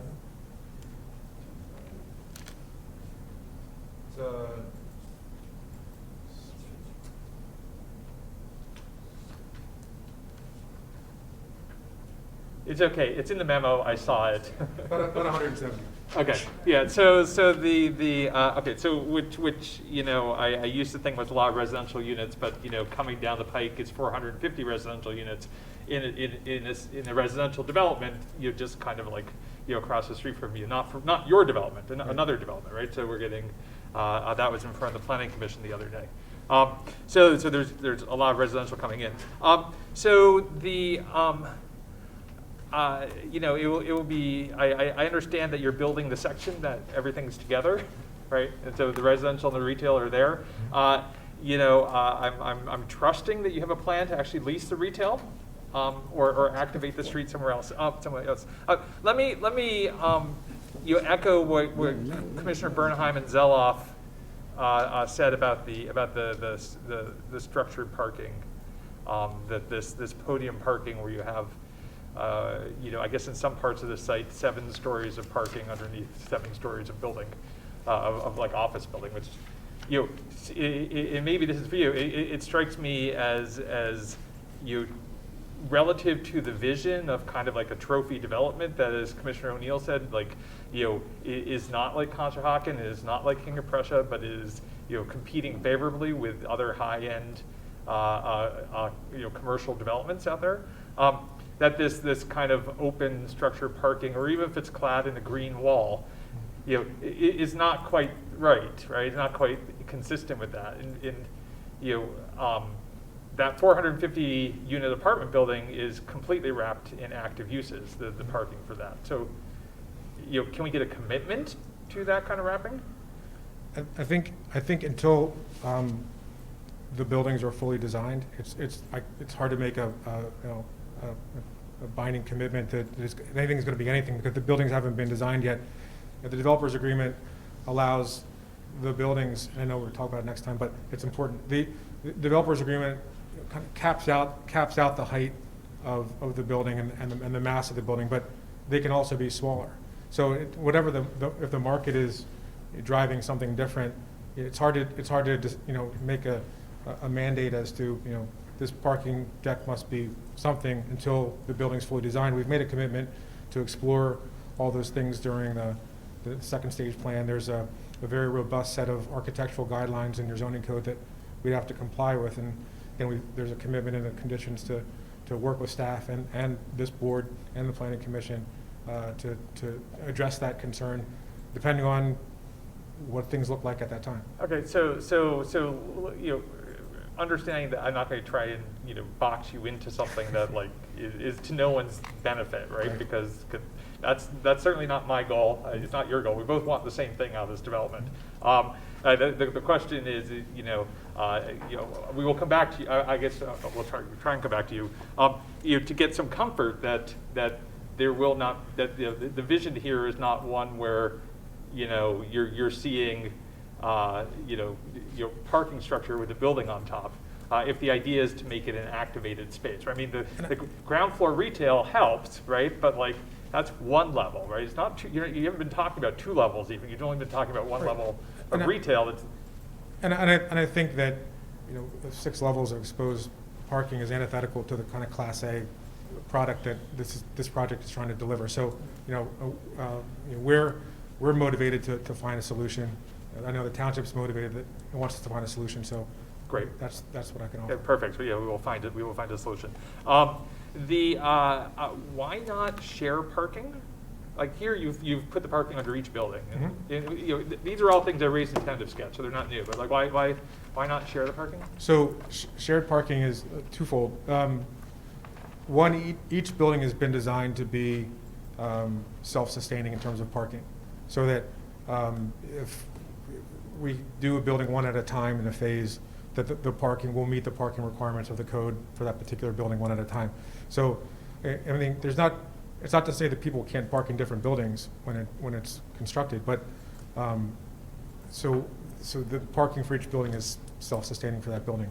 Secondly, I know it was a thought that we can kind of swoosh some of the buildings together and share parking, but the diagonals that are required, or the limits on the diagonals in the zoning code, prohibit bringing buildings together and using shared parking. So if you were not constrained by those separation requirements in the zoning code, shared parking is something you would have done? We could have.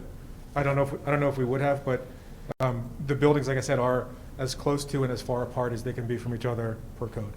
By, Yeah. you know, give or take a couple feet. I understand the math of we want to build only just as much parking as we need for the building that we're building. You know, if we're committing to a plan, right, some of it might be like an amenity where you're willing to build more of it ahead of time. The idea that you will eventually build to do it, that might get some more Class A kind of flexibility, right? That's the only thing I raised. I'm not going to make you do it, but trying to have the consistency of vision. The other thing that I think from the township's perspective was exciting about this is that this kind of development becomes an amenity for the community, much like Suburban Square is an amenity for Ardmore, right? And that kind of amenity requires that it be a place that people are kind of out and about and is activated, right? Because if you have a bunch of buildings and no one on the ground floor, then like it's desolate. And we all know of places where you have these beautiful new buildings and no activated streetscape. I know you guys have thought about this a lot. I'm just trying to understand, as this thing gets built out, what the pedestrian patterns are going to be to go over to, the gathering area, which is in the first phase that you're doing, right? Because it does look like there's some stuff in the way, but I thought maybe you could just, probably you could explain that, because this was a concern that was in tentative sketch, and I haven't seen anything change here. I just want to make sure that what we're going to get is in active space. I don't know where it is. Well, this is plenty. There you go. That's vehicular circulation. That's internal. But the second is to make it thinking. Why doesn't it move? Oh. This one? No, the path. You want the path page? Show the one, all the connecting. So in general, what's going to happen is the phase Can one. you speak Yeah, with the grab the mic. microphone, because otherwise we can't hear Sorry. you. Yeah, thank you. Got you. So phase one is adjacent to the Bala woodland. And in order to build there, we need to enhance the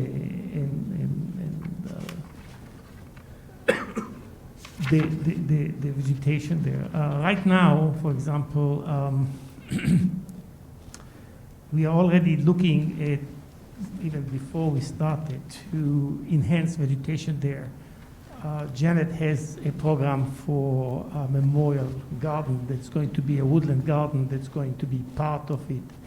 Part of the problem with this, that we have beautiful tall trees, not all of them are native, that's my concern, but succession is a very important element in the health of urban forest. Yeah, so maybe I could focus you a bit, because I get the phase one stuff, because that's largely, 1 and 2 story, things are easy. I'm trying to understand the rest of the site. If you're in the buildings, if you're in the office buildings, like how are people going in and out of the office buildings? I think our concern is that these buildings end up being like silos, and people park and they go upstairs, and then they come back down. Yeah, but that's why we created all of this activity at the street level. When you have a break or you come to the site, actually you come with the car to the site, and then you need to walk from wherever choice that you had for parking to wherever you want to go. Or hopefully the people that are coming to the 2 new development to the southwest will just cross the street and walk the site.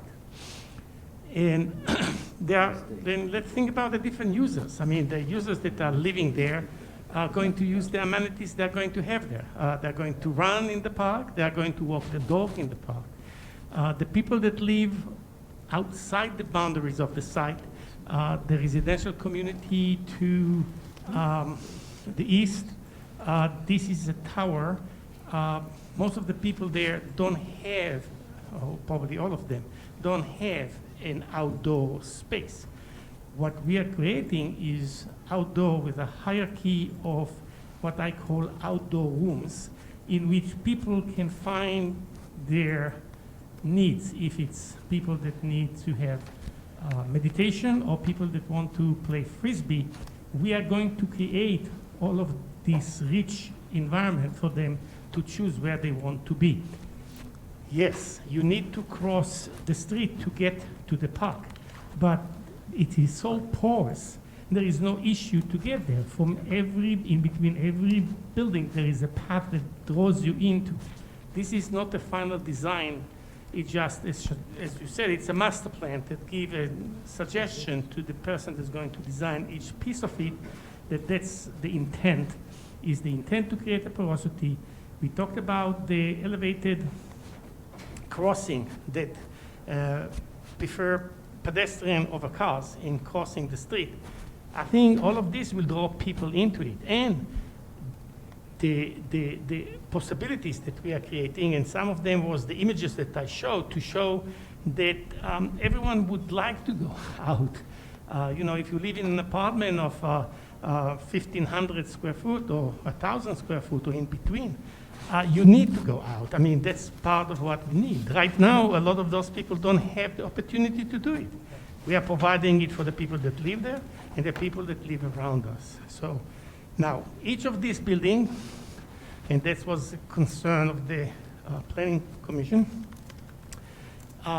they would have their barbecue pit somewhere in adjacency to get there. They probably would have the playground for the kids.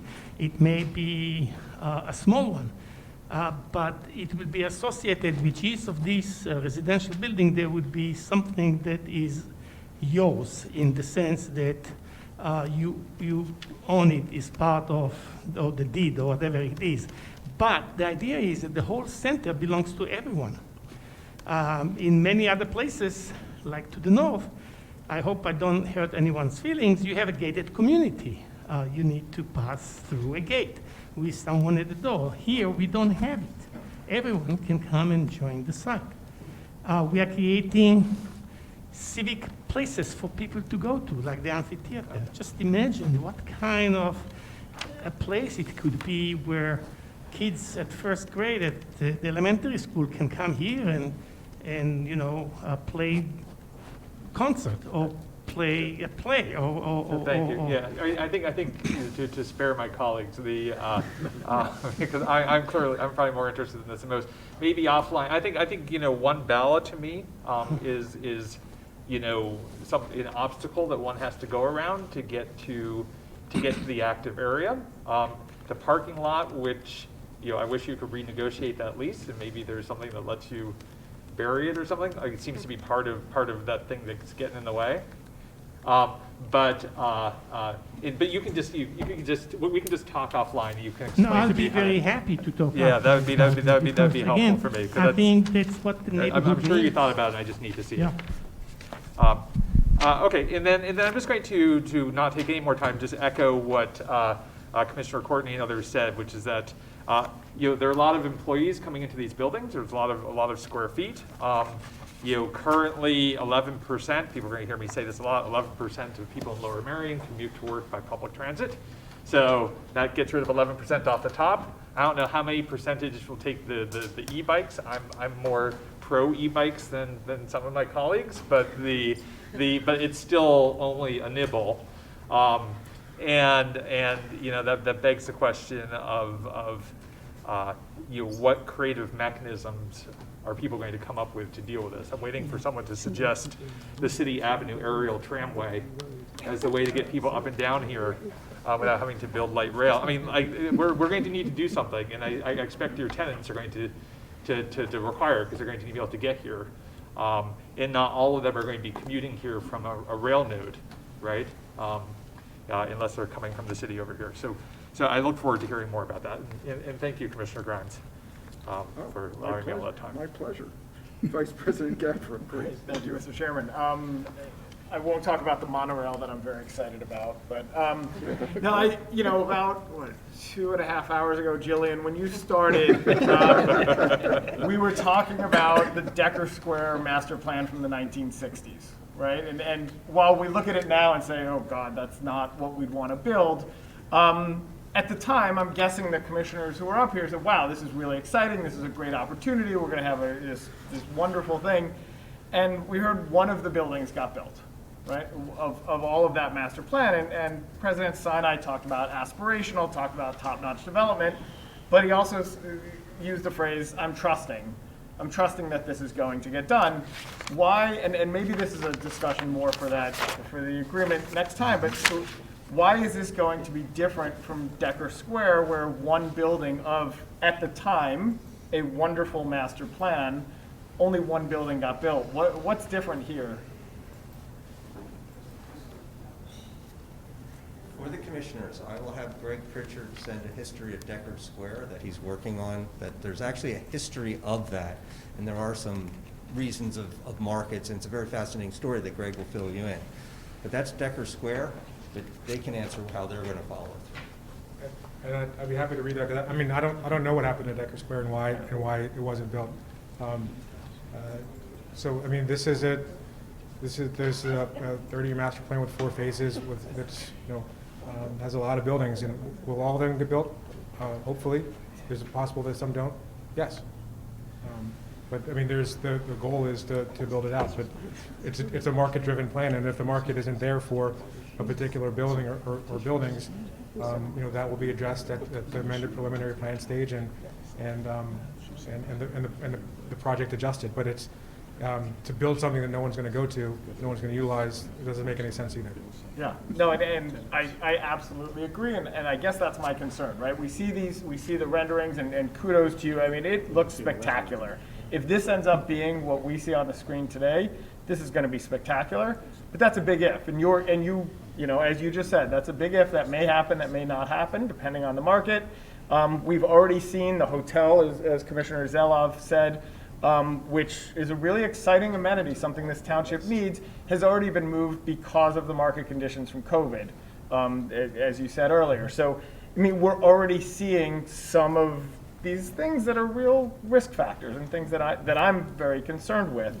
The green space, the Bala Park, which is something, again, really exciting part of this, we heard is phase 4. That's 30 years from now, or 25 years from now, or whatever it might be. Again, things that are in phase 1, to a degree, things that are in phase 2, I feel relatively confident about.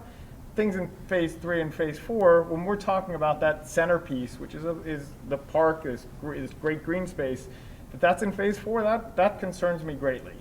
And you know, the other thing, we talked, you know, the residential a little bit and how some of it got moved back, some of it's on 3 and 4, and the importance on activating the street.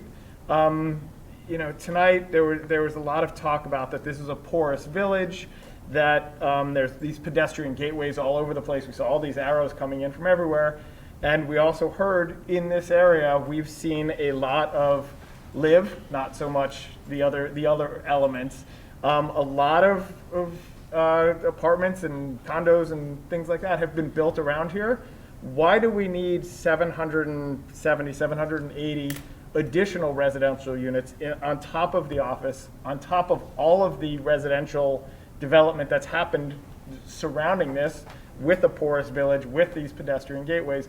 Why do we need another 750, 770 units on top of that to activate the streets, to activate the streetscape? Shouldn't it be activated with what's already there? Well, those remaining, you know, residential units, they come online in phases 3 and 4, and again, they're market driven. If the market is there and there's a need, then it makes sense to build them. And so I think that the goal with activating the streetscape along kind of the Bala Drive and Belmont and St. Asaph's was to start to drive people to the site, to create vibrancy and vitality, and to act as a trigger for the remainder of the project, to bring in the office next and to start to build around the site. But I would think the retail and the office would be the one, you know, you don't need more you have the residential all around it. You need that retail to make it, and you need the park space, and you need all of that to make this something that's exciting to be activated. I think they all go together, and something has to come first. Right, but why isn't the office and the hotel and the green space coming first? Why is the addition, another 170 residential units coming first when we already have plenty of residential? I think from a planning perspective, I think, the Montgomery County Planning Commission, our consultants, the township, I think they all believe that activating that corner is the key to creating the place that will lead to the remainder of the project. Okay. Do you know in you know, some of the other places we talk about, Navy Yards, Schuylkill Yards, Town Square, and King of Prussia, what percentage of the people that live there actually work there? Is it a low percentage? Is it a high percentage? I don't know the answer to that question. Okay. Is there a way to find that out, or is that just unknowable? I don't know. And maybe that's a question for Chris. Okay.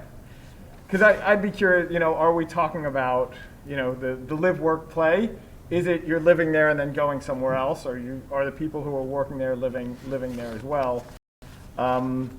Because I just don't see it. We've seen such an abundance of residential development in this area that, you know, starting with another 170 units to activate this just doesn't, it's not passing the smell test with me. So I'll leave that where it is for residential. Quick question on stormwater. Is the plan to meet this, and maybe Jillian, this is for you, is the plan to meet the stormwater requirements or to exceed the stormwater requirements? I actually will punt to Joe Mastronardo. That's fine. Yes, the actual plan. Actually, the plan, and it was one of my comments in our review, it would be to exceed the stormwater management requirements due to the known drainage conditions, you know, some severe drainage conditions that are experienced to the north of the property. Okay, great. That's good to hear. And one other thing that President Sinai brought up about commercial going beyond one floor. We heard about that earlier. In some places of the world, commercial's up on 3 floors even.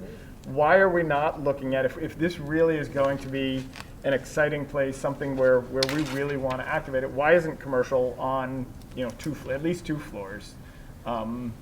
Is that something that can be considered, has been considered, would be considered? I don't know the answer to that question, but I can find out for you next time. Okay, that would be wonderful.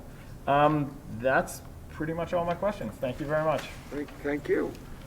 Commissioner Churchill, if you're there, I'm going to let you go in the place where you would be if you were here in person. Okay, thank you very much. My questions were on stormwater management, and they were pretty much answered. I would just say that, the code says 25-year flooding abatement, and I guess this question would be to Joe. You said it was going to exceed that. Is it like a 30-year storm, 50-year storm, or just a ballpark? No, the rate controls go to the 100-year storm. The volume controls go to the 25-year storm. We're asking for more than the 25-year storm volume be infiltrated and returned to recharge the groundwater or improve water quality, and more than the 100-year storm rate reduction requirements that are cited in the ordinance. Okay, great. Thank you very much. That is very exciting to me. That's all I have. Commissioner Stevenson, if you have anything? Commissioner O'Neill asked all my questions. Oh, okay, perfect. Thank you, Commissioner O'Neill. Commissioner McKeon. Thank you, Commissioner You're Grimes. welcome to give the same answer, Commissioner Stevenson. I'll be a little bit longer. The main issue I see with this project right now, and I think Commissioner Courtney really hit it on the head, so that'll save some time on my end. But I also heard comments from Commissioners Bernheim, President Sinai, and we talk about it in this area, the main line. A lot of the dense towns and areas in and around Lower Merion are all based on train stations, and it's an area where transit-oriented development sprung out. And then you have this exception, really, which is the City Avenue area, and that came out more in the 1950s as a result of the expressways that we saw that really came over from Europe from World War II. So you have the expressway system, and after about 30 years, that really starts to become somewhat obsolete. City Avenue, that corridor starts losing business, and it's like we're trying to fix that corridor now, but what's missing, I think, is the rail connection, and it's very difficult to build a whole new rail connection now. It's nice that there's 3 rail connections that are located on the periphery. Ideally, when we saw that picture, the map of the whole campus plan, it'd be great if there was a train station sort of right in the middle there. People could come in and come out. When I looked at the study here that was done, it was like 1,000 peak hour vehicle trips, but only 150 peak hour train rider increase. And I think for this area really to succeed, we need to work on improving those the train connections. And I heard things like a monorail mentioned, right, as a joke, or we'll put a chairlift or something, or we'll have cable cars. But shuttle sounds like a very valid thing to look into. People movers or something. Improved paths, roadway, sidewalks. Because I think from the Bala station, it's a little less than a mile, and and we've kind of picked on Chris a little bit about this. Not everybody is going to be riding a bike in January or February, so there's a non-biker crowd that people just want to take the train and then maybe walk there. And I know we've heard about this live and work situation where people may live in here, but I also heard it called a destination at least 4 times, and I think that's a great. I think you mentioned you called it the regional retail spine. And if this is really going to be a destination, the expressway is already choked. It wasn't really built, in my opinion, wide enough, and there's not much you can do about it at this point. So the way to fix that and get the cars in, I think we have to improve the train connections. So at this stage, and I don't know if this would be appropriate as a motion, but I saw one of the, I think it's condition of approval number 32. We're not going to have any motions tonight. Okay. Discussion only, but save it for next week. Save it for next week, yeah. But to foreshadow that, all I was going to say is I think it's mentioned for bus improvements, so I'm going to mention that for trains as well. So, but I think anyway, improving the train system is really a key to making this, to maximizing the success on the plan. And I had something nasty to say about the roundabout, but I'll save that for another, because I want to hear a little more about that before I comment on it. So, thank you. Thank you. Commissioner Whalen, do you have anything? Certainly, I will be very brief. I think that all of the other commissioners have pretty aptly said and raised the issues that need to be raised. I think the main focus here is we all want good development here, and we, we're aiming for what is the absolute best development we can get here, and I think that's what you're hearing. And the devil's always in the details. I think my main focus would actually be with Vice President Gavrin. You know, look, you can tell me what you want for 30 years from now, but 30 years ago, nobody could have even seen that we'd have iPhones. So, you know, what this is going to be 8 to 12 years out, I think you can plan and really have us dig into. Anything beyond that, I think, is really just hope. And I'd love to, you know, see that you guys set up the groundwork. That's something the next group of this, no offense to Scott, because he'll still be here in 20. The rest of us will be off this commission in 24 years. So keep talking to Scott. So has to remember what gets said. Yeah. So, you know, I think that's the main thing. That's my only focus is really in addition to what everyone has said. So thank you. Thank you. Commissioner Kramer. Yeah, I agree. And I really appreciate what Vice President Gavrin said about, you know, this wonderful park coming so late in the game, because it might not come, and we all probably won't enjoy it. And it really is gorgeous, and I'd like to see it. I don't know if there's any flexibility in that. I do think that could be a driver. If we're talking about getting feet, you know, on the street in that area, that could be a driver. But thank you for the plan, and if it does go the way it's hoped for, it'll be excellent. Okay. All right, well, thank you. So I know that everyone's anxious to hear my list of questions at this point, which I will skip and remind all of you in 2 weeks or whenever we take this up again that I didn't ask them this time. Let me just make one quick comment, sort of to you know, everyone had terrific comments tonight. When we're discussing this whole transportation link piece with the train, what comes to my mind are two things. In town, the Sierra Center over by 30th Street Station has transportation they provide in the center city for their tenants. And also the University City District, the Special Services District, has the Lucy, I think it either is or used to be called the Lucy Connection from 30th Street Station, that picks people up at the train station and takes them. So I'm not going to put Mr. Fenstermaker on the spot, who's the new head of City Avenue District here, but I hope that the City Avenue District will work with the developer and the township on this is not obviously a tomorrow issue, it's a long-term thing, but ways in which we might attack this and how the municipal authority could be helpful in this as well. So now, we do have opportunity for public comment. Let me just say first, we did receive a written public comment from Richard Sudal, who is the managing director of the entity that owns 335 Writers Ferry Road, which is the apartment development just adjacent to this on Writers Ferry. And to summarize, he wrote to request that conditions be imposed to address concerns with the impact of the new structures on the pool deck of the 335 Writers Ferry building and the impact of stormwater detention facilities on their underground garage. If you would like a copy of his letter, I think the township secretary could provide that if you don't have it already. Is there anyone who would like to offer any public comment on this? Mr. Watson, the floor is yours. Good evening. Some of us have a very long name. I was a employee of a very large corporation at a 1 million square foot manufacturing facility in Fort Washington in the late 70s. And the one thing that made, and that was an enormous industrial park. It was all an industrial park. It was all manufacturing, offices, no retail, no residential. What made that work was they had a shuttle. The shuttle would take you to the train. The shuttle would take you to, if you were meeting somebody coming off the expressway or 309, it would take you to one of the hotels that were along that strip right there. That shuttle made that industrial park work in 1978, which is when I got there.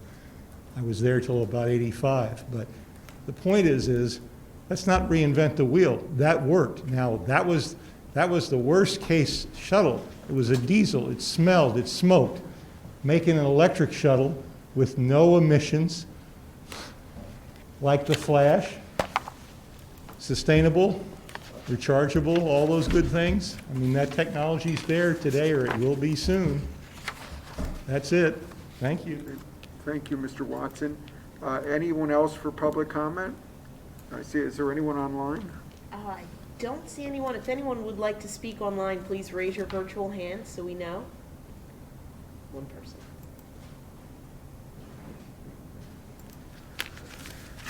So, We have. is there anyone Oh, there? they put their hand down? Where, did you put them in? No? They put their hand down. They put their hand down. No? Okay. All right, so I am now going to make a motion after conversation with President Sinai and with the applicant. As I said earlier, we have thought it was very ambitious to discuss, to get to the point of approving this preliminary plan tonight. So what I am going to do is move to postpone consideration of the preliminary plan and the developers agreement until the building and planning meeting on Wednesday, February 23rd, which is 2 weeks from now. Is there a second? Thank you, President Sinai. Commissioner Zella. Commissioner Grimes, is it your view or the intention that this committee would, that we would be asked to vote on both at that time? Yes, well, there is an understanding that we should vote on both the preliminary plan approval and approval of the developers agreement at the same time. And that is our objective, and I think that's what the consensus of what would be most effective. Yeah, that makes sense to me. Yes. Thank you yes. for, thank you. That's the intention. Anyone else, any questions? Yeah, just if I may, thank you very much. I think it makes perfect sense for a number of reasons. They be done simultaneously. I'm sure that's what the developer would want. I just want to make sure that it's clear that, in my humble opinion, doing that by the 23rd still remains an aggressive, time schedule. It may not happen. There's a lot in that agreement that needs to be reviewed. Let's put it this way. We have been asked, the consensus is that amongst those who have consulted on this, is that it's best not to leave an open date, but to put it on the agenda for February 23rd. I think that we're all realistic that we need to keep working on this as best we can, and if at that point on February 23rd, maybe we have a discussion and we need to, we're not there yet, we'll deal with it on that date. Right, agree wholeheartedly. There's a Yes. saying, water takes the form you pour it in, so having a deadline makes a lot of sense, and Yes. appreciate that. Just would not want anybody to then be surprised if, notwithstanding all the good faith efforts, we didn't meet that, because this is unique. We're talking about a large property. We are talking about a project which is certainly something unlike anything that we've ever done, with a 30-year lookout. As Commissioner Whalen, noted about, what's going to be, from 30 years from now. And when you and I spoke, I said, we don't want somebody who's 10 years old Yes. now, what's sitting on this board in the future saying, what were they thinking about? Yes. So there's a lot to be done. And without prejudice, because we don't have necessarily consensus on a final plan, or frankly on a developers agreement that we're ready to sign. The hope is that we will get to a point, either February 23rd, or if not, then shortly thereafter, where the board is comfortable and the developer is comfortable. So, Yeah, if I just may briefly, I think, Commissioner Bernheim, you put it in the, very aptly. I think everyone's goal is to work on this as hard as we can. And it's, probably, I think, to no one's benefit to spend this committee's time talking about things that aren't ready. But we should aim to get things done. And I think everyone's in agreement on that. I think it's very good. Thank you. Thank you. Commissioner. So, I'm sorry? Commissioner Churchill. Commissioner Churchill, please. Thank you. Yes.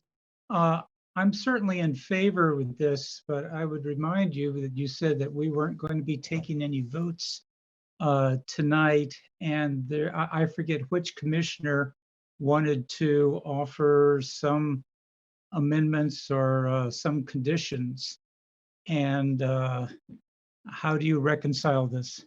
Well, what I meant is no motion to approve the preliminary plan. Forgive me if I misspoke, but I did not mean that there wouldn't be a motion, a procedural motion. But I assure you there'll be full opportunity for any commissioner to make whatever amendments, motions to amend or changes to the preliminary plan that they feel appropriate. And in fact, I would encourage, if there are any commissioners who have that they send the comments to myself and to staff so that we can consider them well in advance of the next meeting where we're going to take this up. So does that address your concern? Explanation. Thank you. Okay, before we take a vote, Ms. Kelly has informed me that there actually is a member of the public who wanted to say something, so I'm going to give that person the opportunity. It's Ms. Nancy Goldman.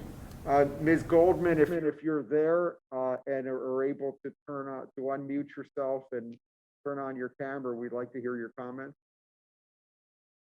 Okay, there you are. Hi.